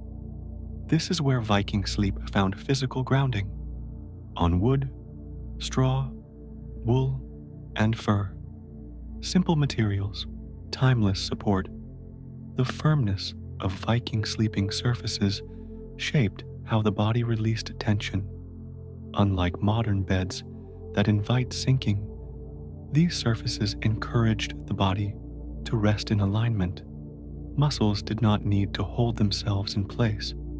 The spine remained supported. This allowed deeper relaxation without strain. When the body does not fight its own position, sleep deepens naturally. Small discomforts that cause modern sleepers to shift repeatedly were absent. The Viking sleeper found stillness quickly and remained there. The materials responded slowly rather than instantly. Straw compressed gently. Wool yielded without collapsing. Fur adapted gradually to body heat. This slow response prevented sudden pressure points from forming. This gradual support mattered. Rapid changes in support can wake the nervous system. Consistent pressure signals safety and stability. The Viking bed offered this consistency. It did not change shape unpredictably. It did not bounce. It did not shift with every movement. Modern mattresses often introduce motion. Springs recoil. Foam rebounds. Even slight movement can fragment sleep. The Viking surface avoided this entirely. Shared platforms further reduced movement. Weight was distributed. Individual shifts did not ripple across the surface. Sleep remained undisturbed. This stability supported deeper sleep cycles.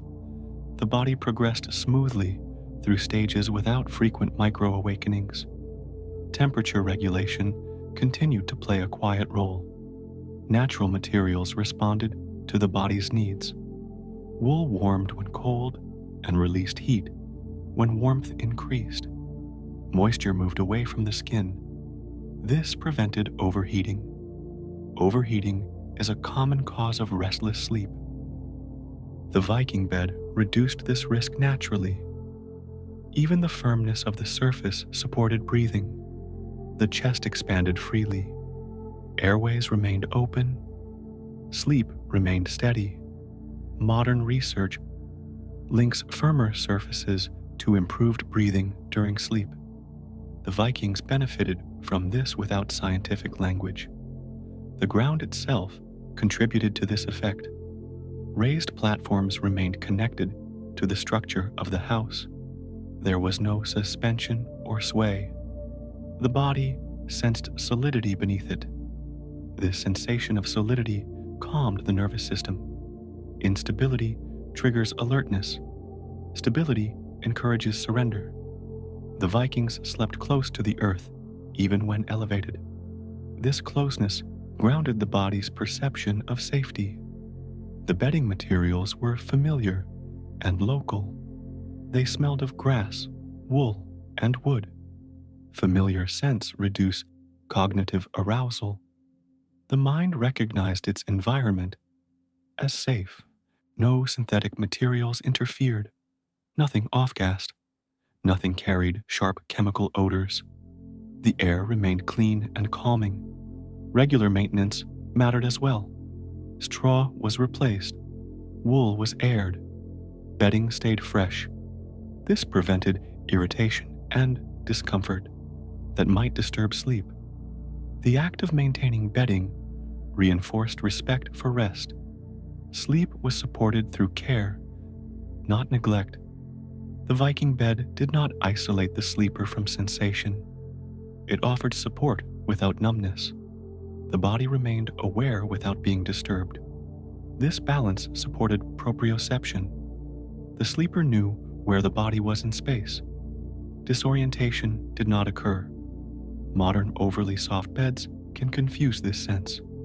The body sinks. Muscles engage unconsciously. Sleep becomes lighter. The Viking surface avoided this trap. It supported without swallowing. As bodies aged, this firmness became even more important. Joints remained aligned. Pressure did not accumulate. Elders rested more comfortably.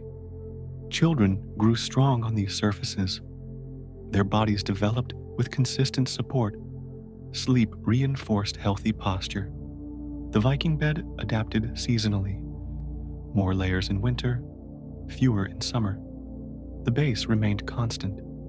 This consistency trained the body. Sleep cues remained stable year-round.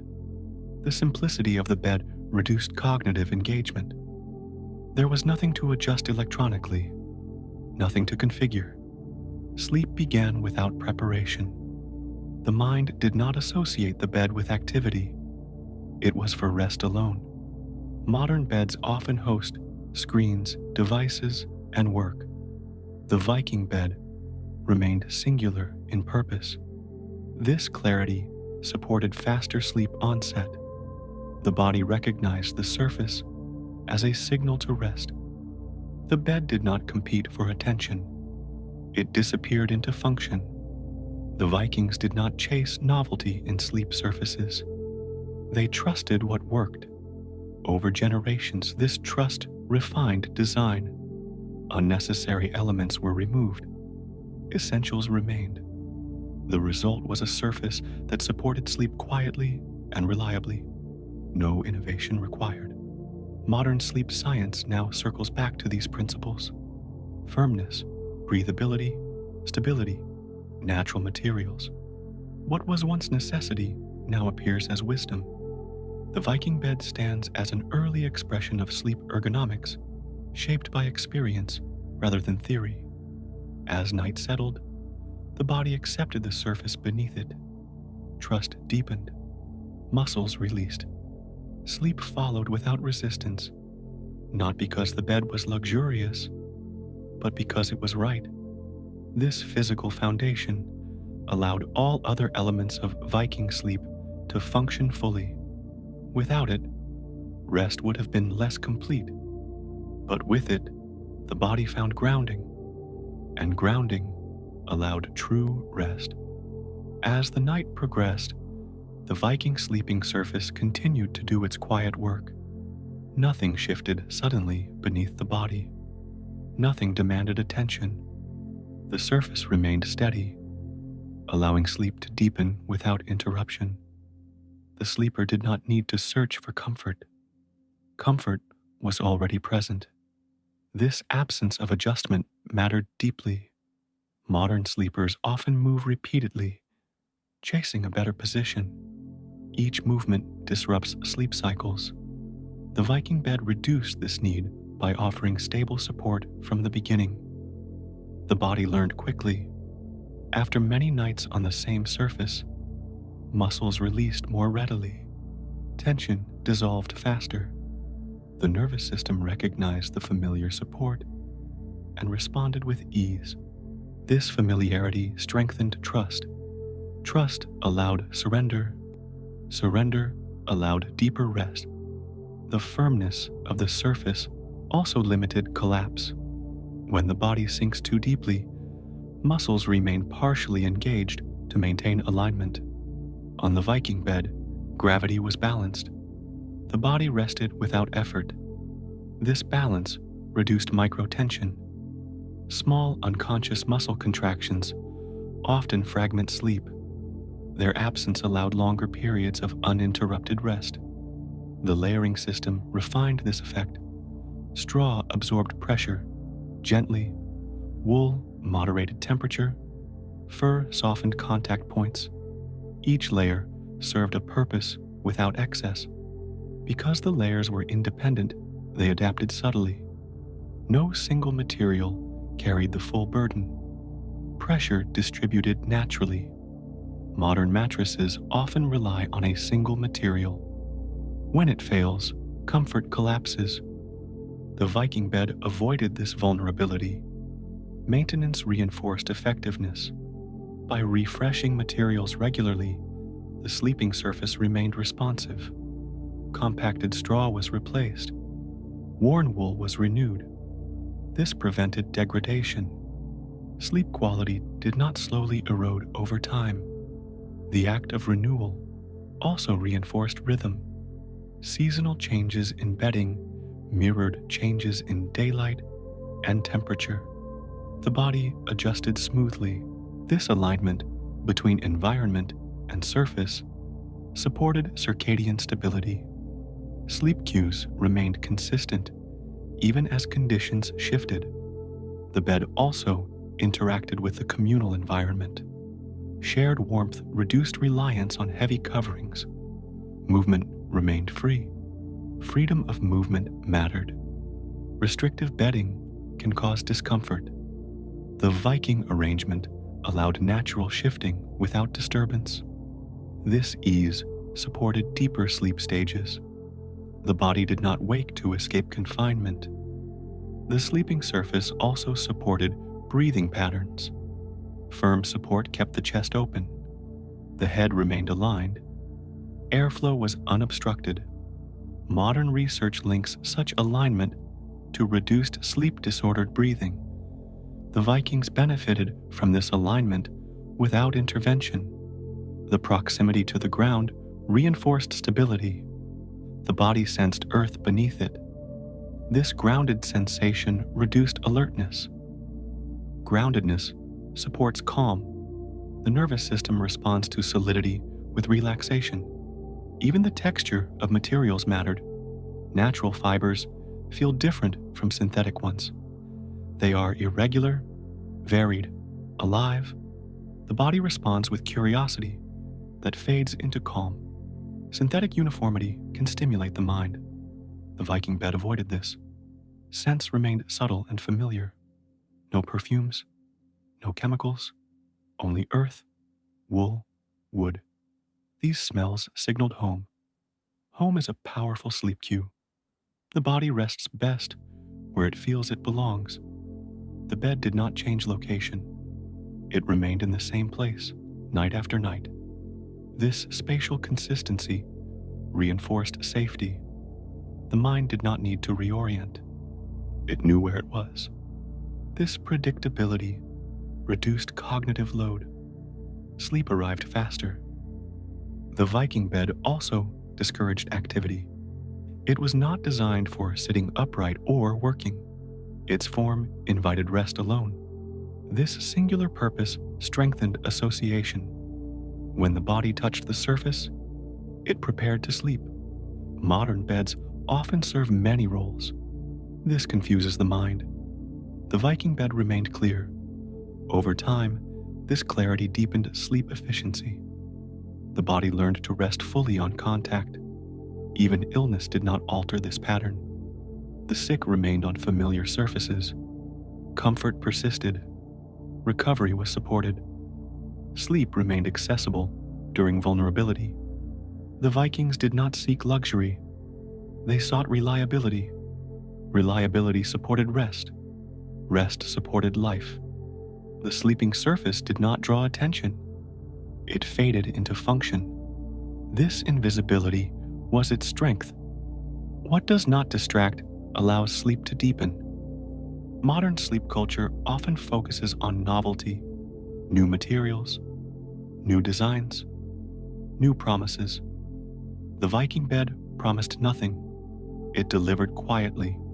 By working with the body rather than against it, it created conditions for rest that endured across generations.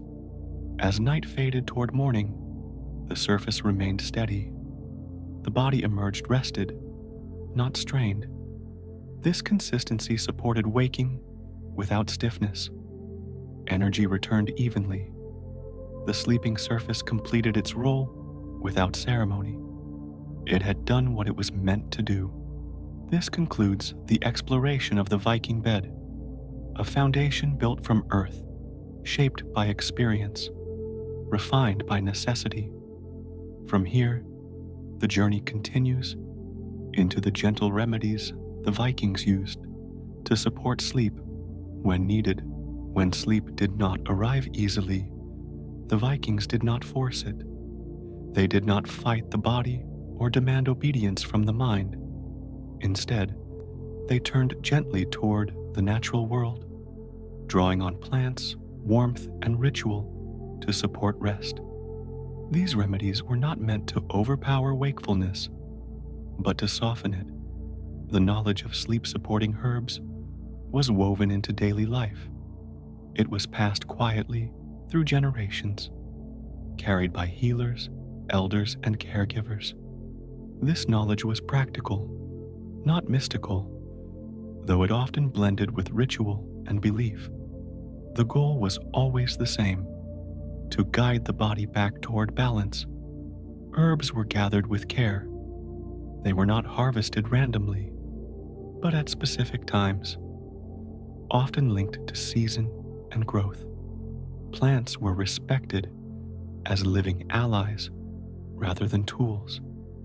This attitude shaped how they were used. One of the most valued plants for rest was valerian.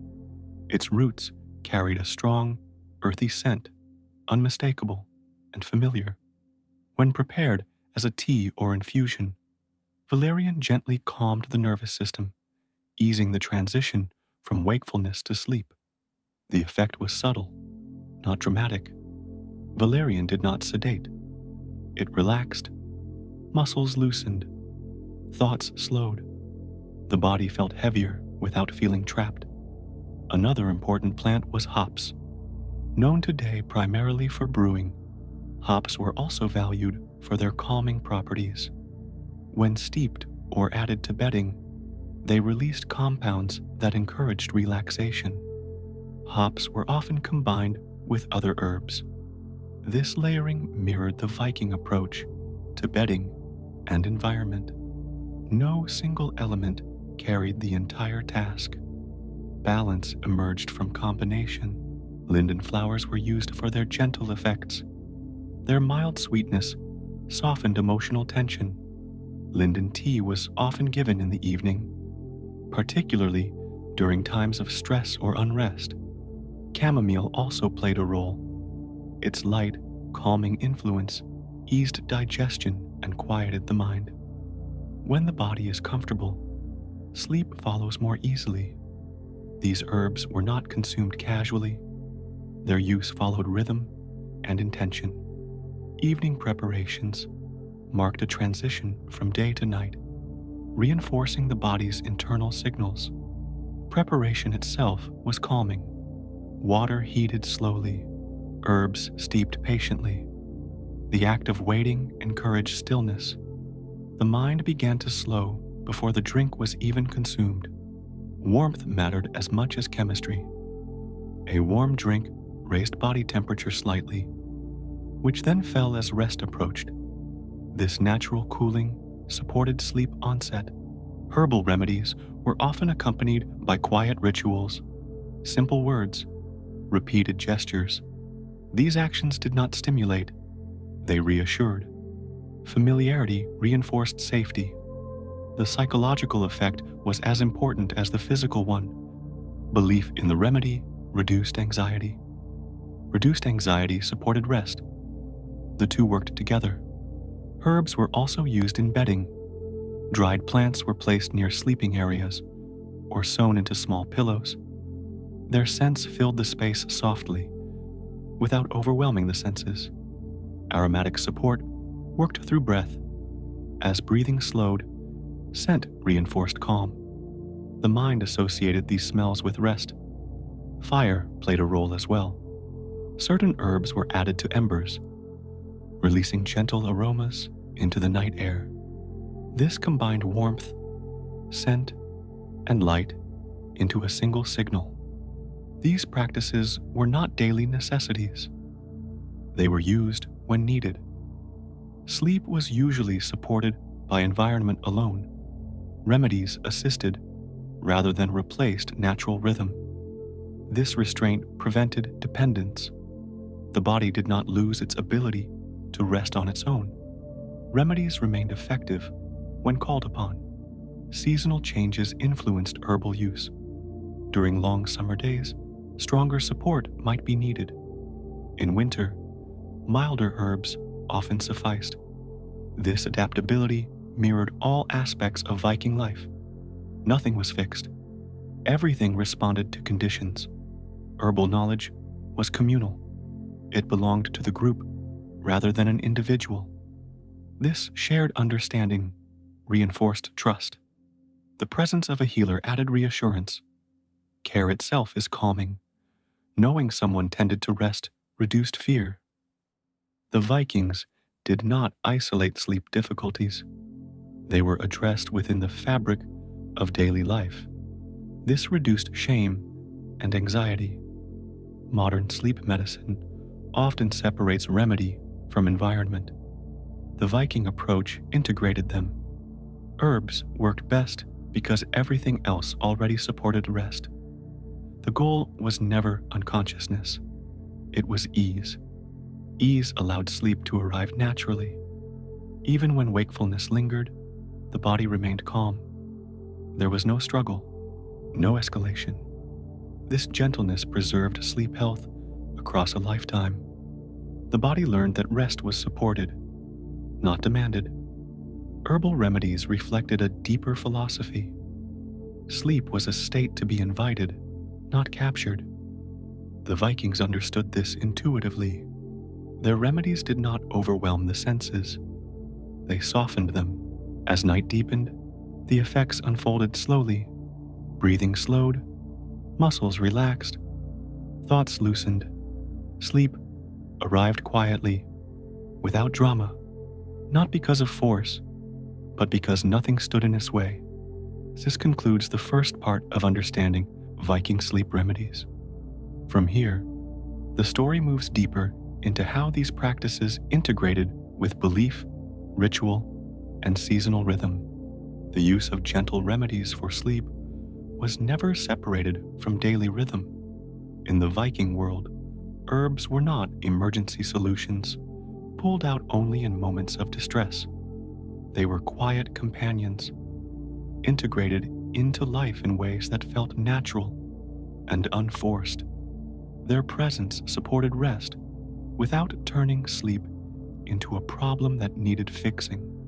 The timing of these remedies mattered. Herbs were most often used in the evening, when light faded and activity slowed. This timing reinforced the body's natural transition toward rest. The mind began to associate certain tastes, scents, and gestures with the approach of night. This association was powerful. Over time, the body responded even before the remedy was consumed. Anticipation itself lowered alertness. The nervous system shifted gently toward calm. Preparation was slow and deliberate. Water was heated over the fire without haste. Herbs were measured by experience rather than precision. This lack of urgency shaped the mental state of those involved. Nothing was rushed. Nothing demanded immediate results. In this slowness, the mind softened. Modern psychology recognizes that repetitive, familiar actions reduce cognitive load. The Vikings experienced this effect intuitively. The ritual itself was as calming as the herbs. Herbal drinks were warm, not hot. They were sipped slowly, not consumed quickly. Warmth spread gradually through the body, encouraging muscles to release. As body temperature rose slightly and then fell, the natural signal for sleep strengthened. The taste of these drinks was often earthy and mild. They did not stimulate the palate. There was no sweetness designed to excite. The simplicity of flavor encouraged quiet attention rather than engagement. Scents played an equally important role. Aromatic herbs released their influence through the breath. As breathing slowed, scent anchored awareness in the body. The mind drifted inward. This sensory layering created coherence. Taste, smell, warmth, and darkness all pointed in the same direction. No signal contradicted another. The body received a clear message: rest is near. Herbs were rarely used alone. They were combined thoughtfully, balancing strength and gentleness. A stronger root might be softened by a lighter flower. This prevented overwhelming effects. Balance was central.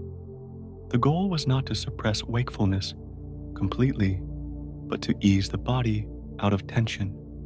Sleep was allowed to emerge rather than forced.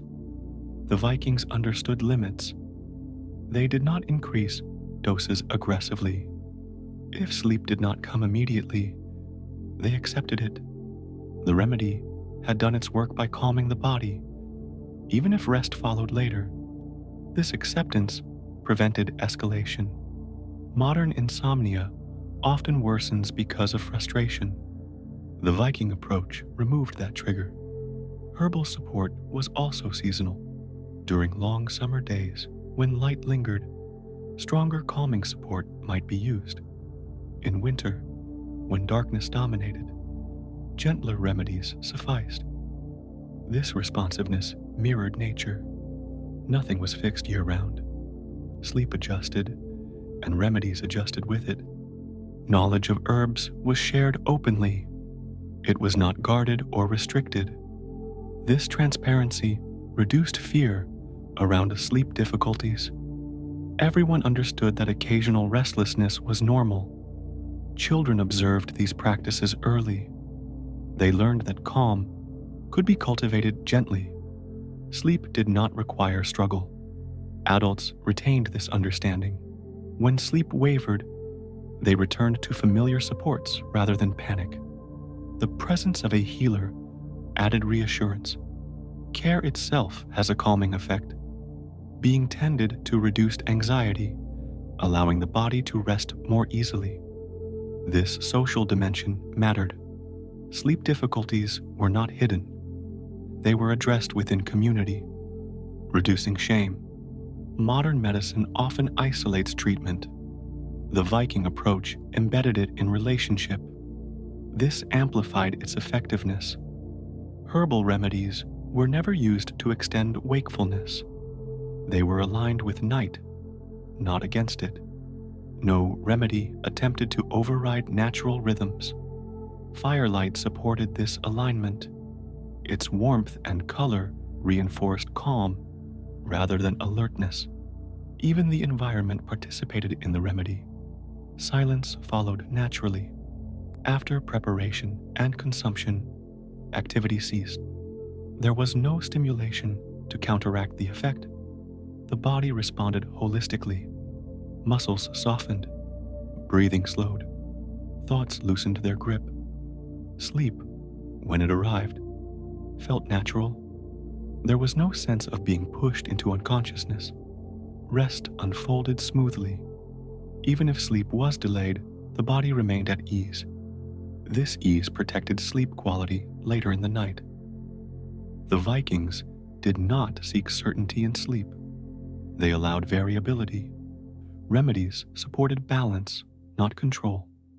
This philosophy protected long-term sleep health. The body retained its ability to rest independently. Modern reliance on strong sleep aids can erode this ability. The Viking approach preserved it. Their remedies were gentle enough to remain effective. They worked because they were part of a larger system already supportive of rest. As night deepened, the influence of herbs faded naturally. No grogginess lingered. The body transitioned smoothly through sleep cycles. Morning arrived without residue. Rest felt clean and complete. This integration of remedy, ritual, and rhythm reveals a deeper wisdom. Sleep is supported best when body and mind are guided together. The Vikings did not separate the two. Their practices honored both.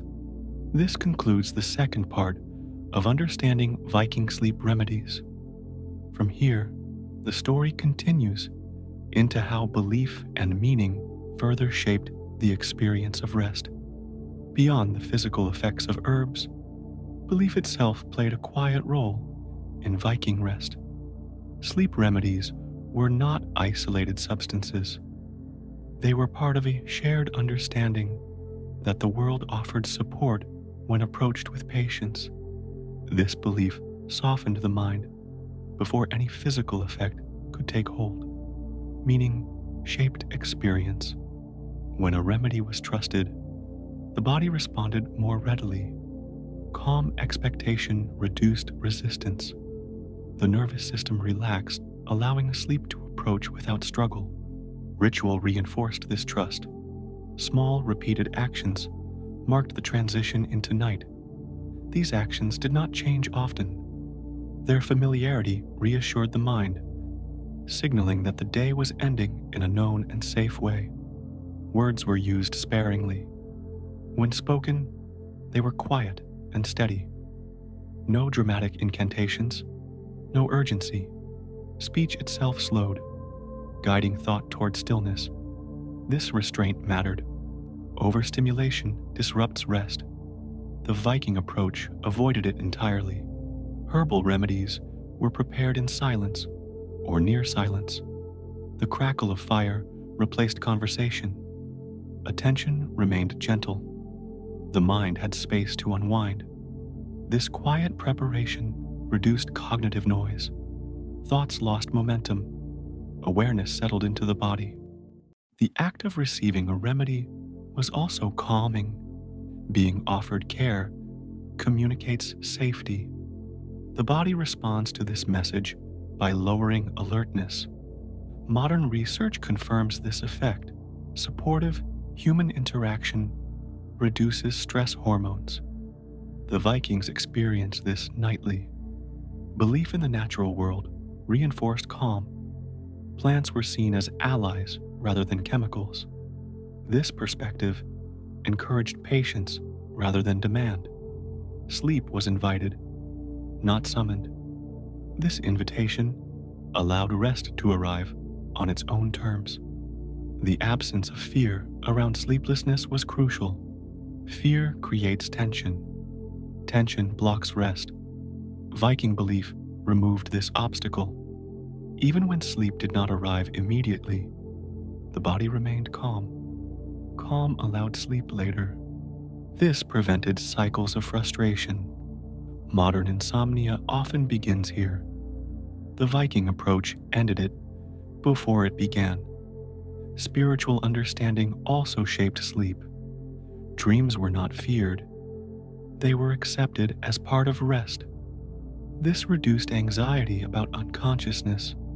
Protection rituals further reduced vigilance. Amulets, symbols, or familiar objects near sleeping areas reassured the mind.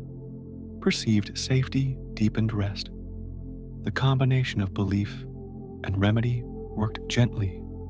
Nothing overwhelmed the senses. Nothing demanded immediate effect. Over time, these practices conditioned the body. Certain scents, gestures, and times of day became signals for rest. Conditioning replaced effort.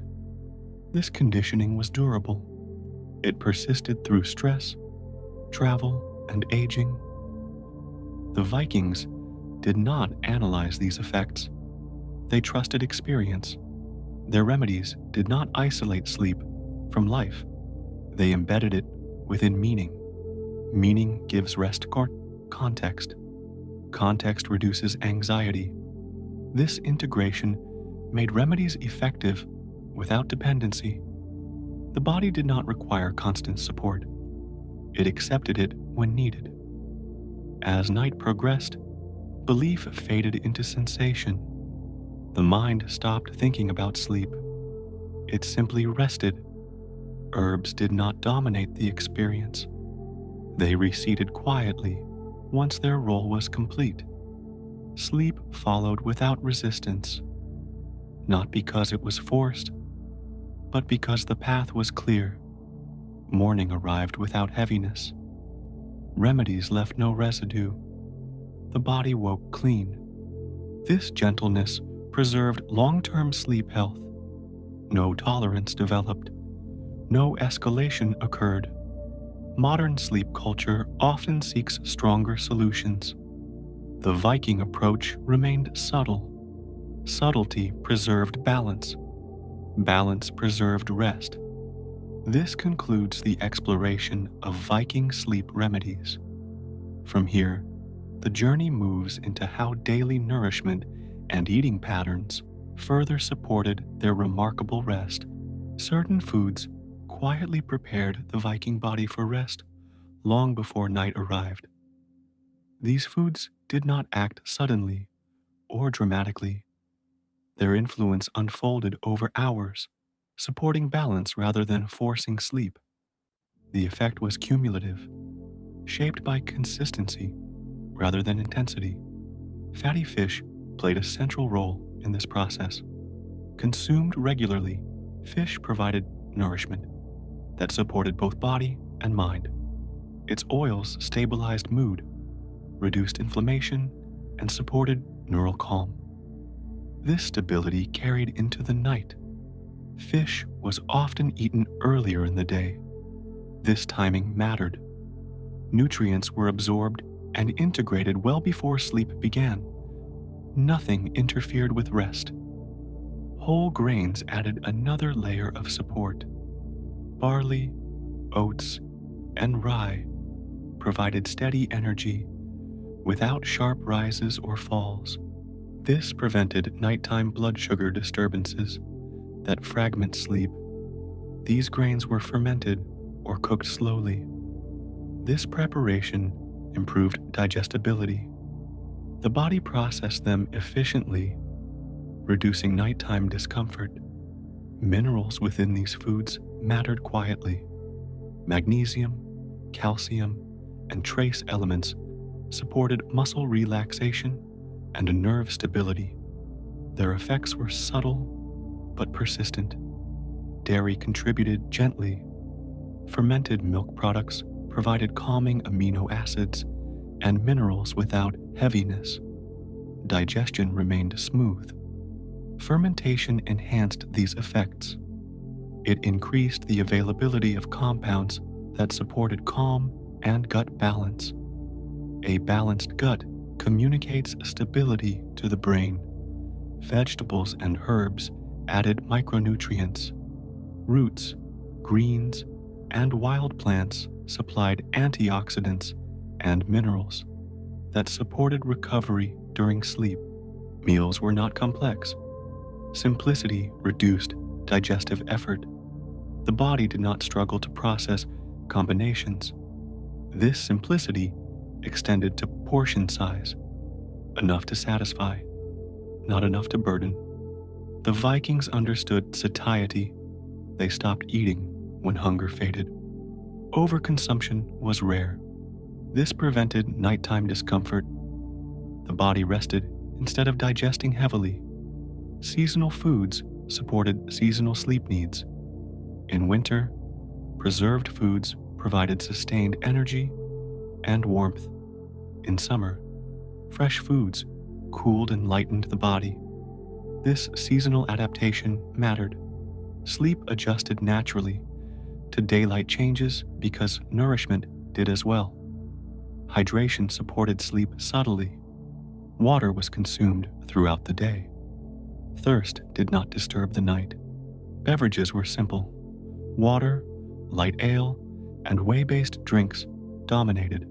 These did not stimulate or dehydrate excessively. Alcohol use was moderated by rhythm.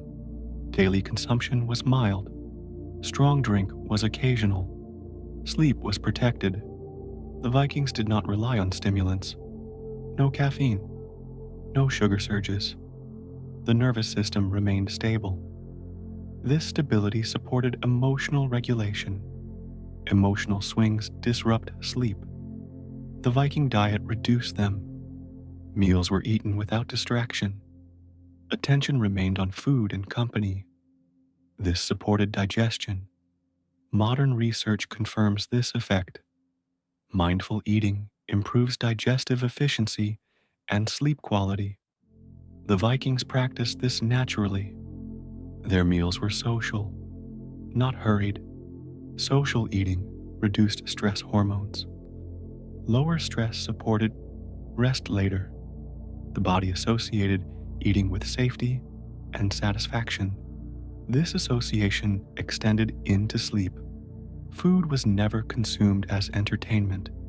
It served nourishment, not stimulation. This clarity mattered. When food stimulates, sleep suffers. The Viking diet avoided this trap. It nourished quietly. Over time, this pattern shaped metabolic health. Stable metabolism supports stable sleep. The Vikings did not separate diet from rest. They were part of the same rhythm. Even fasting occurred naturally. Long winter nights created extended fasting periods that supported metabolic balance and sleep depth. Modern research now recognizes this benefit. The Vikings lived it. This nutritional foundation supported resilience. Sleep recovered easily after disruption. As night approached, the body felt settled. Energy was balanced. Digestion was complete. Nothing interfered with rest. Sleep arrived smoothly. This concludes the second part of understanding Viking nourishment and sleep. From here, the story moves toward the role of daily physical exertion in shaping their remarkable rest. As the final light faded from the sky, the Viking body carried the quiet effects of nourishment into the night. Nothing felt heavy. Nothing felt lacking. The balance created by food consumed earlier in the day settled gently into the muscles and mind. Sleep did not need to compensate for dietary excess or deficiency. It simply continued the work already begun. Digestion had completed its primary task. The body no longer directed energy toward breaking down food. Instead, that energy shifted inward, supporting repair and restoration. This shift happened naturally, without conscious awareness. The nervous system responded to this internal calm. Signals from the gut to the brain remained steady and untroubled. There were no sudden fluctuations to disrupt rest. The mind remained quiet. This quiet was not emptiness. It was a settled fullness, a sense that needs had been met. Satisfaction replaced desire. Desire often keeps the mind awake. Satisfaction allows sleep. Modern research now recognizes this connection. Balanced blood sugar and stable digestion reduced nighttime awakenings. The Vikings lived within this balance nightly. The absence of late-night eating mattered deeply. No discomfort pulled attention inward. No reflux disturbed breathing. The body rested flat and relaxed. The Viking evening contained no snacks. Food belonged to the day. Night belonged to rest. This separation clarified rhythm. The body learned when to work and when to restore. Confusion did not arise. Hydration followed the same logic. Liquids were not consumed excessively before sleep. The bladder rested as the body rested. Nighttime awakenings for bodily needs were rare. Sleep cycles completed naturally. The effects of nourishment extended into dreams. Stable nutrients supported balanced emotional processing. Dreams unfolded calmly rather than chaotically. The mind did not struggle with discomfort. It moved freely through memory and imagination. Morning reflected this balance. Waking came without heaviness or hunger. Energy returned evenly. The Vikings did not wake depleted. Their bodies had been supported rather than taxed. This continuity reinforced trust in sleep. Night after night, rest delivered renewal. The relationship between food and sleep remained invisible because it worked. Problems often attract attention. Balance fades into background. The Viking diet created that background of stability. Sleep flourished within it. Over years, this stability shaped resilience. Sleep recovered quickly after stress or disruption. The body knew how to return to balance. Modern patterns often disrupt this cycle. Late eating, irregular meals, and stimulants confuse the body. Sleep becomes fragile. The Viking rhythm avoided this confusion. Consistency guided physiology. Even feast days followed rhythm. Celebrations ended before deep night. Excess did not invade sleep regularly. This moderation protected long-term rest. Occasional disruption did not become habit. Food was never used to manage emotion. Community and ritual filled that role. This prevented emotional eating patterns that disturb sleep. The Vikings did not label foods as sleep aids. They simply ate what sustained life. Sleep followed naturally. This simplicity was powerful. Complexity often creates problems. The Viking approach minimized it. As night deepened, the body entered rest without negotiation. No discomfort needed to be resolved. No hunger called attention. Sleep arrived smoothly, supported by hours-old nourishment doing its quiet work. This concludes the exploration of how nourishment shaped Viking sleep.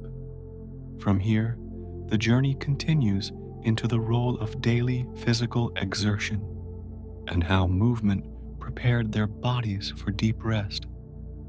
Movement shaped the Viking body long before night arrived. Daily life required consistent physical effort, not as exercise chosen deliberately, but as a natural part of survival. This effort prepared the body for rest in ways that modern routines rarely replicate. Sleep followed movement as its natural counterpart. Work began with light. As dawn spread across fields and water, bodies rose and engaged immediately. Muscles warmed gradually through purposeful motion rather than sudden strain. This gradual activation set a balanced tone for the day. Physical tasks were varied: rowing, walking, lifting, carrying, digging, crafting. Each demanded different movements. No single muscle group dominated. The body worked as a whole, distributing effort evenly. This variety prevented overuse. Fatigue accumulated without injury. The body felt used, not damaged. Modern research shows this matters. Balanced exertion supports sleep more effectively than repetitive strain. The Vikings lived this pattern daily. Most activity occurred outdoors. Natural light reached the eyes while muscles worked. This combination strongly regulated circadian rhythm. The brain learned clearly when day began and when it ended. Sunlight anchored time. Sleep followed darkness because the body had been oriented properly by light. Physical effort peaked during daylight hours. As the sun declined, tasks shifted toward lighter work. This gradual taper mirrored the body's natural winding down. Evening labor rarely demanded strength. Hands moved slowly. Attention softened. The body began to release tension before night. This taper mattered. Intense exertion too late can delay sleep. The Viking rhythm avoided this naturally. Daily energy expenditure was high. Bodies were tired in a healthy way. Muscles had worked fully. The need for rest was genuine. This type of fatigue differs from mental exhaustion. Physical fatigue invites sleep. Cognitive overload resists it. The Viking day favored the former. The nervous system responded accordingly. Stress hormones rose with exertion and fell afterward. Recovery followed effort. Rest felt earned rather than forced. Sleep was not an escape from stress. It was a completion of effort. Communal work reinforced this effect. Tasks were often shared. Social connection reduced perceived strain. Movement felt purposeful rather than isolating. Purpose reduces stress. Reduced stress supports deeper sleep. The body did not store unresolved energy. It was spent fully during the day. Modern sedentary life often leaves energy unused. This unused energy becomes restlessness at night. The Viking day avoided this imbalance. Seasonal variation shaped exertion. Summer demanded longer hours. Winter slowed pace. Sleep adapted with the seasons. This variation prevented burnout. The body rested more when light was scarce. It worked more when light was abundant. The Vikings did not push productivity beyond daylight. Artificial extension of work did not exist. The body's limits were respected. Respecting limits preserved sleep health. Overexertion disrupts rest. Underexertion does the same. The Viking rhythm balanced both. Children grew within this movement. They played, carried, learned through motion. Their bodies learned fatigue as a normal signal for rest. Sleep followed naturally. No struggle, no excess energy. Elders remained active within capacity. Movement adapted rather than stopped. Sleep remained accessible. The continuity of movement across life mattered. Sleep did not degrade sharply with age. Modern sleep issues often appear when movement decreases. The Viking lifestyle prevented this abrupt change. Physical exertion also regulated appetite. Eating followed work. Hunger aligned with energy use. This supported the nutritional rhythm already described. Everything connected. Movement supported nourishment. Nourishment supported rest. The Vikings did not exercise for health. Health emerged as a result of living. Sleep was part of that result. It arrived because the body had done what it was meant to do. As evening approached, muscles felt heavy, but not strained. This heaviness invited rest. The body did not resist lying down. It welcomed stillness. This concludes the first part of understanding how daily movement shaped Viking sleep. From here, the story continues deeper into the specific qualities of physical exertion that made their rest so profound. The quality of Viking physical exertion mattered as much as its quantity. Their movement was steady, purposeful, and varied, rarely explosive or frantic. This style of exertion shaped how fatigue settled into the body, creating a calm readiness for rest rather than agitation. Work demanded strength, but it also demanded patience. Tasks like rowing, plowing, or shaping wood required sustained effort over long periods. Muscles worked continuously rather than in sudden bursts. This endurance-oriented movement promoted a deep, even tiredness.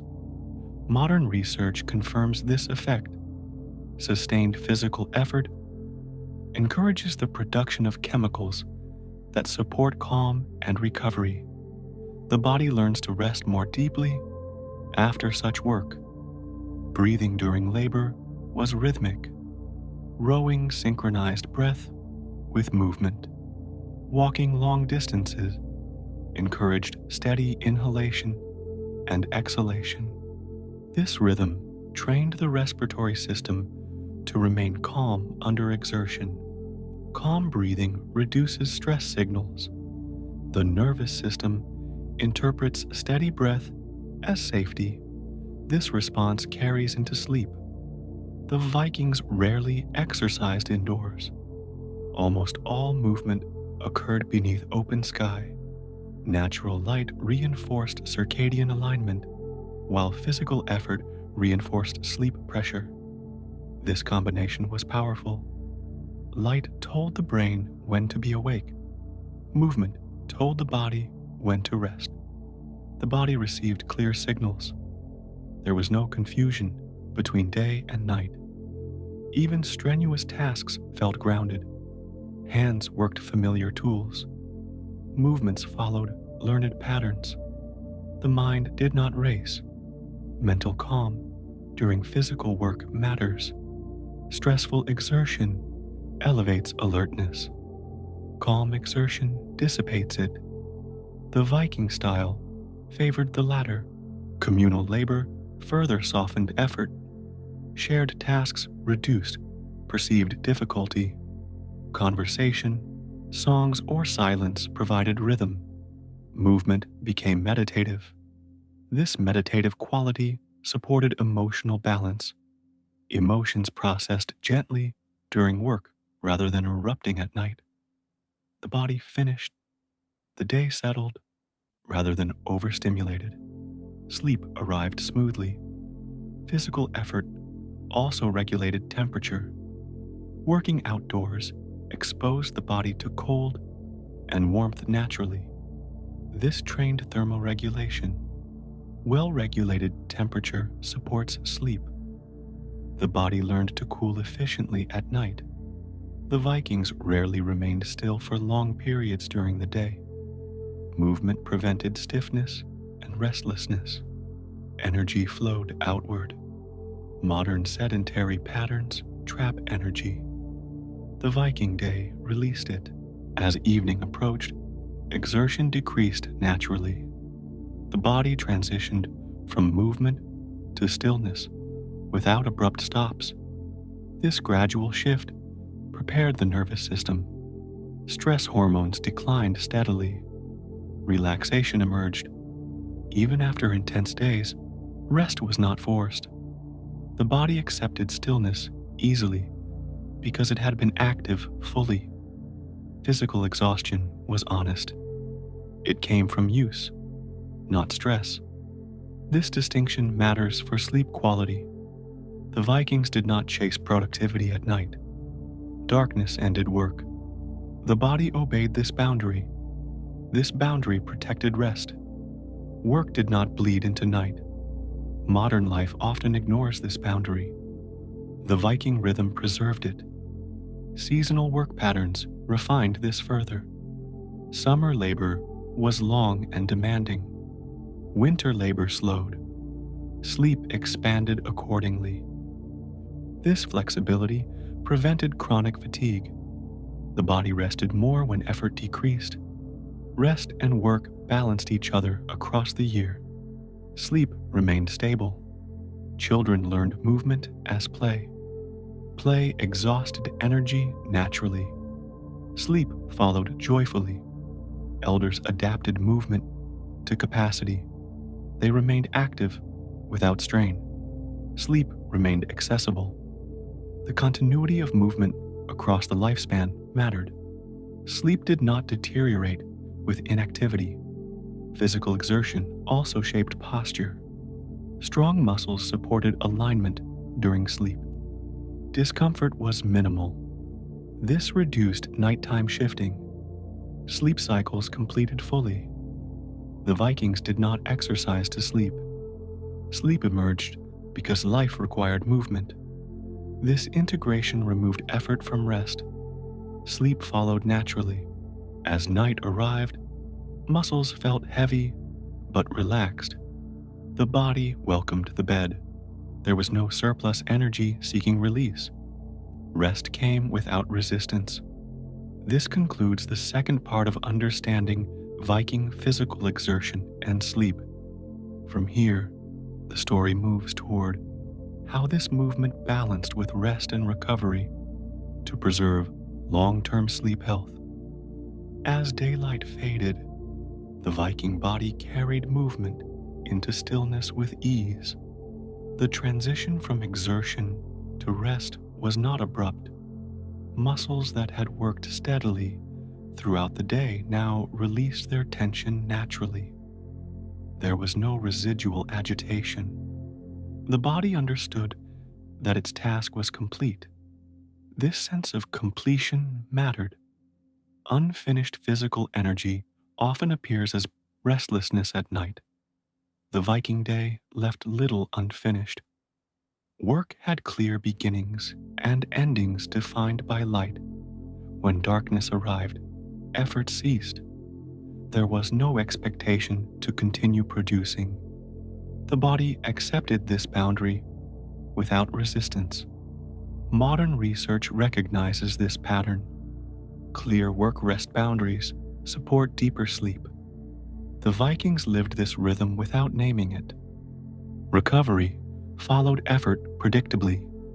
The nervous system shifted from activation to restoration. Stress hormones fell. Repair processes began. This shift occurred before sleep began. The body entered the night already calm. Warmth supported recovery. After exertion, heat from the hearth loosened muscles further. Warmth combined with stillness encouraged relaxation. Bathing sometimes followed heavy labor. Warm water soothed joints and muscles. The body cooled afterward, a signal that sleep was near. Modern science confirms this effect. Post-warmth cooling promotes sleep onset. The Vikings experienced it naturally. Even without bathing, passive warmth helped. The hearth provided steady heat without stimulation. Muscles softened. Evening activities were gentle. Storytelling, quiet conversation, simple crafts. Nothing reactivated the body fully. This gentleness preserved the calm earned during the day. Sleep arrived without interference. Rest days also played a role. Seasonal pauses allowed deeper recovery. The body repaired fully before returning to effort. This prevented chronic fatigue. Fatigue that persists disrupts sleep. The Viking rhythm avoided it. The balance between effort and rest was cultural. Overexertion was not admired. Endurance was respected. Respecting limits preserved health. Health supported sleep. Children learned this balance early. They rested when tired. Play ended naturally. Sleep followed easily. Elders modeled moderation. Movement continued, but strain was avoided. Sleep remained accessible. The Vikings did not glorify exhaustion. They valued readiness. Readiness requires rest. Rest requires boundaries. These boundaries were enforced by nature. Light ended work. Darkness invited rest. Modern life removes these cues. The Viking world preserved them. Physical exertion also regulated emotion. Movement processed stress before it reached night. Emotional residue did not intrude into sleep. Modern sedentary stress accumulates. The Viking day released it. As night deepened, the body felt heavy in a comforting way. This heaviness invited the bed. The bed received a body already prepared. Sleep did not need to overcome tension.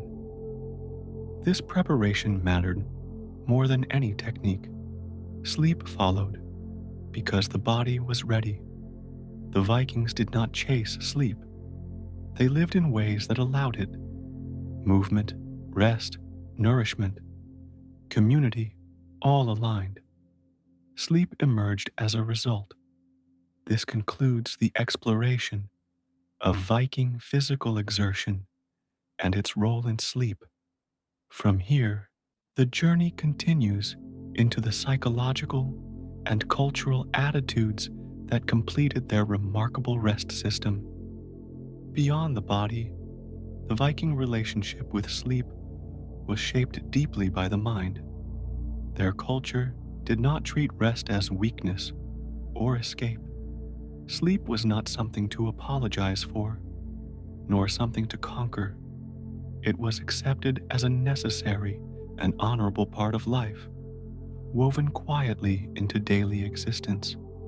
This attitude mattered more than it appears.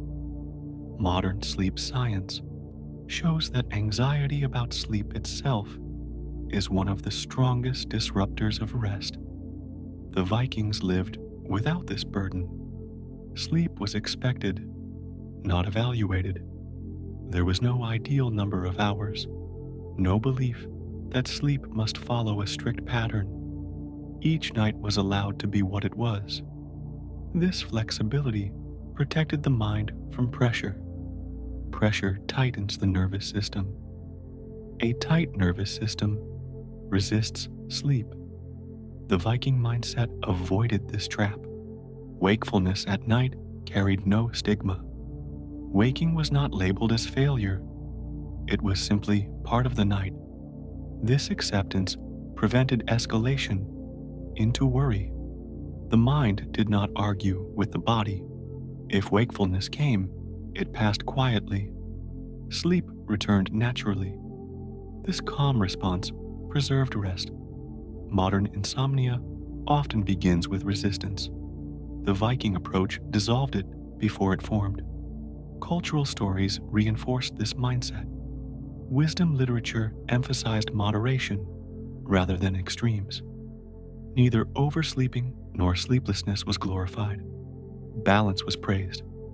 Balance supports sleep. Night was not feared. Darkness was familiar, not threatening. Fear keeps the brain alert. Familiarity allows rest. This comfort with darkness extended inward. The mind did not fear its own thoughts. Nighttime reflection was not pathologized. Even dreams were accepted. They were not treated as dangerous or sinful. This reduced anxiety about unconsciousness. Anxiety around dreams can fragment sleep. The Viking worldview avoided this. Honor and clarity mattered psychologically. Unresolved conflict was addressed openly. Guilt was not hidden. Moral clarity supports rest. Modern research confirms this connection. Moral distress disrupts sleep. The Viking emphasis on honor reduced this burden. Even grief was communal. Shared emotion dissipates. Isolated emotion lingers and disrupts rest. The Viking night was supported by community, not only physically, but emotionally. Belonging reduces vigilance. Reduced vigilance deepens sleep. Storytelling played a key role. Evening stories were not stimulating. They were rhythmic, familiar, and slow. Listening calmed the mind. This passive engagement prepared the brain for sleep. Modern research supports this effect. Passive listening reduces cognitive arousal. The Vikings did not end the day with problem solving. They ended it with narrative and memory. The mind drifted rather than worked. This drift carried into sleep. Thoughts softened, focus dissolved, silence followed naturally.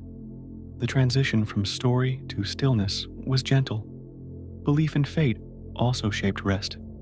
Acceptance of uncertainty reduced rumination. What could not be controlled was not wrestled with endlessly. Rumination disrupts sleep. Acceptance restores it. The Viking concept of fate did not eliminate action.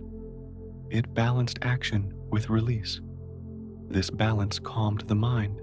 Even danger was contextualized. Protection was shared. Vigilance was collective. Individual anxiety was reduced.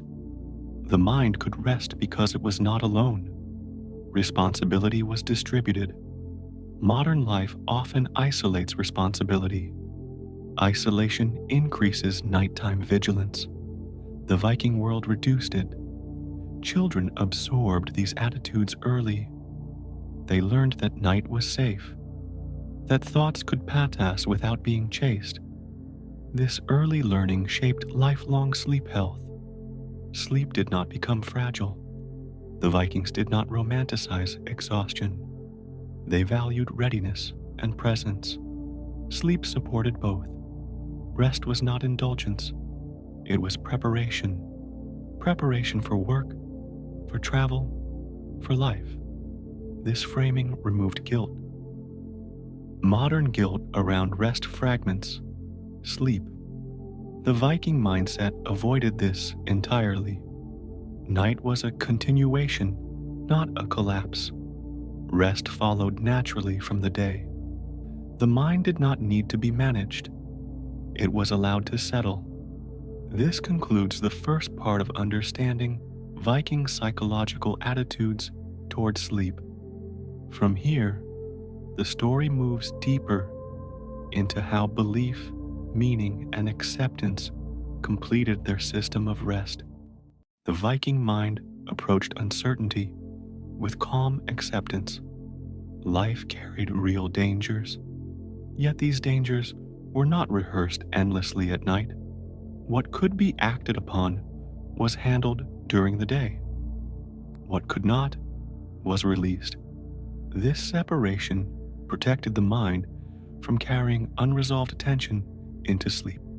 Worry was not cultivated as vigilance. Endless anticipation was seen as unproductive. This belief reduced nighttime rumination, one of the strongest modern predictors of insomnia. Stories and wisdom reinforced this attitude. They reminded listeners that fear does not prevent fate, but rest prepares one to meet it. This perspective softened the grip of anxious thought. Acceptance did not mean passivity. Action was taken where possible. Release followed where it was not. This rhythm balanced effort and surrender. The mind rested because it trusted the world enough to let go. Trust reduced hyperarousal. Hyperarousal blocks sleep. Even hardship was framed within meaning. Suffering was not random. Meaning reduces distress. Reduced distress supports rest. The Viking worldview offered this meaning generously. Life followed cycles. Darkness gave way to light. Winter yielded to spring. This understanding prevented despair. Night was part of the cycle, not an enemy. The mind did not brace itself against it. Modern sleep anxiety often arises from fighting night. The Viking mind flowed with it. Community reinforced this flow. Shared belief strengthens calm. Calm spreads socially. Even silence carried meaning. It was not empty. It was full of presence. This perception prevented loneliness. Loneliness fragments sleep. Belonging restores it. The Vikings slept with a sense of being held by something larger than themselves. This sense reduced existential anxiety. Modern research recognizes this effect. Perceived meaning and connection correlate strongly with sleep quality. Dreams were integrated into this worldview. They were not dismissed or feared. They were considered messages, metaphors, or stories of the mind. This acceptance reduced fear of unconsciousness. Fear of losing control often disrupts sleep. The Viking view softened this fear. Even nightmares were contextualized. They were discussed, interpreted, and released. They did not linger silently. Unspoken fear disturbs sleep. Shared fear loses its power. The Viking mind did not isolate distress. Isolation breeds rumination. Community dissolves it. Nighttime reflection was allowed, but not encouraged to spiral. Thoughts came and went without fixation. Modern insomnia thrives on fixation. The Viking approach prevented it. There was no performance pressure around rest. Sleep was not measured or compared. Comparison breeds anxiety. Each night was allowed to be different. Variation was normal. Normalcy reduced concern. The Vikings did not believe sleep needed fixing. It simply needed space. This belief protected rest. Trying to control sleep often disrupts it. The Viking night carried humility. Humility allows surrender. Surrender allows sleep. The mind did not insist on certainty. It accepted mystery. Mystery calmed rather than threatened. Modern culture often demands explanation. The Viking culture allowed experience. This difference shaped sleep profoundly. As night deepened, thoughts slowed naturally. There was no struggle to quiet the mind. Quiet emerged on its own. The body followed. Breathing slowed. Muscles softened. Sleep arrived without negotiation. Not because the mind forced it, but because it stepped aside. This concludes the second part of understanding Viking psychological attitudes toward sleep.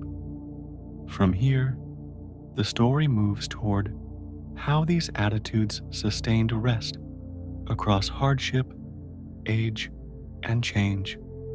As the Viking night deepened, the mind entered its final state of release. Thoughts no longer demanded resolution. Questions did not seek answers. The effort to understand gave way to quiet presence. This surrender was not learned through instruction, but through habit, formed over years of living within natural rhythms. The mind rested because it was not overused. Information was limited. Attention was not fragmented. Mental energy had been spent during the day on practical tasks and social connection, leaving little residue to disturb the night. This simplicity protected sleep. Modern minds often carry unfinished narratives into the dark. The Viking mind closed most stories before night arrived. Silence played a role here. Without constant input, the mind learned to tolerate stillness. Stillness did not feel empty. It felt complete. The absence of stimulation mattered. No artificial light competed for attention. No urgent messages demanded response. The mind was allowed to slow naturally. Even memory behaved differently. Recollection surfaced gently and then faded. There was no compulsion to analyze or plan. The mind drifted. This drifting was safe. Safety allows the mind to loosen its grip. The Viking environment provided that safety through community, belief, and predictability. Sleep followed this loosening effortlessly. There was no threshold to cross. Consciousness simply thinned. The Vikings did not attempt to clear the mind. They allowed it to settle on its own. This distinction is crucial. Effort creates tension. Allowing dissolves it. Their beliefs supported this allowance. Life was understood as cyclical. Night was not a problem to solve. It was a phase to inhabit. Even fear was contextualized. Danger existed, but it did not define the night. Protection was shared. Responsibility was not carried alone. This reduced hypervigilance. The brain did not remain alert unnecessarily. Sleep deepened. The Vikings trusted their world enough to rest within it. Trust is a powerful sleep aid. It lowers defenses. Modern life often erodes this trust. Uncertainty becomes constant. The Viking worldview contained uncertainty within meaning. Meaning reduced anxiety. Anxiety disrupts sleep. The Viking mind avoided this loop. The acceptance of impermanence also mattered. Nothing was expected to last forever. This softened attachment and reduced fear of loss. Fear of loss keeps the mind awake. Acceptance allows rest. The Viking relationship with death was pragmatic. It was acknowledged, not hidden. This reduced existential anxiety. Modern avoidance of mortality often amplifies fear. The Viking acceptance reduced it. As night progressed, these attitudes converged. The mind did not resist sleep. It welcomed it. Dreams flowed without interruption. They were not feared or judged. They passed like stories told by the mind itself.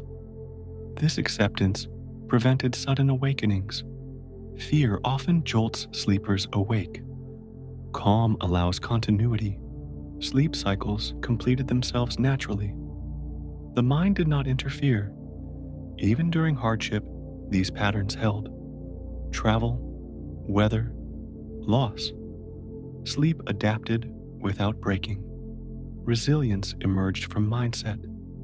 The mind knew how to rest even when conditions were imperfect. This resilience carried through life stages. Youth, maturity, age, all retained access to rest. Sleep did not become fragile with time. It remained a stable process. The Viking night was not silent because it lacked life. It was quiet because life had been lived fully during the day. This fullness carried into rest. The mind had nothing to chase. Modern sleep struggles often arise from mental excess. The Viking mind avoided accumulation. By living simply, thinking modestly, and accepting uncertainty, the Vikings preserved mental conditions ideal for sleep. As dawn approached, the mind rose gently. No shock, no confusion. Rest felt complete. The psychological foundation of Viking sleep had done its work. Rest was not forced. It was allowed. This concludes the exploration of Viking psychological attitudes toward sleep. From here, the final section will bring all elements together and reflect on why this integrated system produced some of the deepest rest in human history. When all elements of Viking life are considered together, a quiet pattern emerges. Sleep was not supported by a single habit, belief, or environment. It was the natural result of a system in balance. Each part reinforced the others, creating conditions where rest could unfold without effort or anxiety. Darkness set the rhythm. Without artificial light, the body followed the sky. Melatonin rose naturally. The night was deep and uninterrupted. This alone removed many obstacles to rest that modern humans struggle to overcome. Communal living provided safety. Sleep occurred in shared space, reducing vigilance. The nervous system relaxed because protection was collective. Fear had little ground to grow. The physical sleeping surface grounded the body. Firm, natural materials supported alignment and temperature regulation. The body rested without strain or constant adjustment. Herbal remedies softened transitions. When sleep needed support, it was offered gently. No force, no dependency. Remedies worked because the environment already supported rest. Nourishment completed digestion before night. Meals were early, simple, and balanced. The body entered sleep free from digestive demand. Energy turned inward. Daily movement prepared the body. Physical exertion used energy honestly. Fatigue was earned, not stressed. Muscles welcomed stillness. Psychological attitudes removed pressure. Sleep was not judged. Wakefulness was accepted. The mind did not fight the night. Each element alone helped. Together, they created something rare, a sleep ecosystem aligned with human biology. This alignment explains the depth of Viking rest. They did not try to optimize sleep. They lived in ways that made good sleep inevitable. Modern sleep struggles often arise from fragmentation. Light, food, work, movement, and belief pull in different directions. The Viking world pulled in one. This unity reduced conflict within the body. When signals agree, the nervous system relaxes. Sleep emerged naturally. It was not an achievement. It was a state. The Vikings did not seek perfect nights. They allowed imperfect ones. Balance returned without effort. This resilience is key. Fragile systems break under stress. Robust systems recover. The Viking sleep system was robust. It adapted to season, hardship, and change. This adaptability protected long-term health. Sleep did not deteriorate with age. It adjusted. Modern interventions often focus on isolated fixes. The Viking example suggests integration matters more. No single habit replaces rhythm. No supplement replaces environment. Sleep thrives when life supports it. The Viking world supported sleep without naming it. Its wisdom was practical, not theoretical. As night returned again and again, rest followed. Not because it was demanded, but because nothing prevented it. This final section begins the closing reflection. From here, the story will gently conclude by drawing lessons from this ancient balance, without forcing imitation, only understanding. When we observe the Viking way of rest from a distance, its power lies in simplicity. There was no separation between living well and sleeping well. Sleep was not a task added at the end of the day. It was the natural continuation of a life already aligned with human needs. The Vikings did not prepare for sleep with effort. Preparation happened all day. Movement, light, food, and social connection quietly set the stage. By the time night arrived, nothing needed to be adjusted. This removed urgency. Urgency is one of the greatest enemies of rest.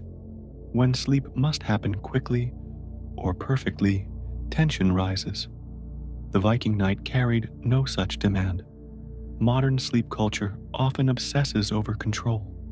Hours are counted, devices are consulted, progress is measured. This constant monitoring keeps the mind alert. The Viking approach did the opposite. It trusted the body. Trust relaxed the nervous system. Relaxation allowed sleep. Their environment reinforced this trust. Darkness was complete. Silence was shared. The body recognized these signals without interpretation. Life moved at the pace of nature. There was no expectation to override the body's signals. Fatigue was honored. Wakefulness passed without judgment. This attitude created psychological safety. Psychological safety allows the mind to disengage. Disengagement is the gateway to deep rest. The Viking sleep system did not rely on novelty. Nothing needed updating. Nothing promised improvement. Stability itself was the strength. Stability reduces cognitive load. The mind rests best when it does not need to evaluate options. The Viking night offered few choices and no decisions. Even uncertainty was contained. Belief systems provided meaning. Community shared responsibility. The individual did not carry the full weight of existence alone. This sharing extended into sleep. Knowing others were near reduced vigilance. Sleep deepened because the brain perceived safety. The Vikings did not fear stillness. Stillness was familiar. Familiarity breeds calm. Modern life often fills stillness with distraction. Distraction delays rest. The Viking night preserved stillness. The body responded with consistency.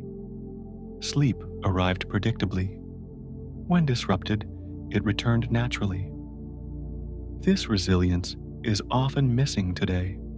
Sleep becomes fragile when life is fragmented.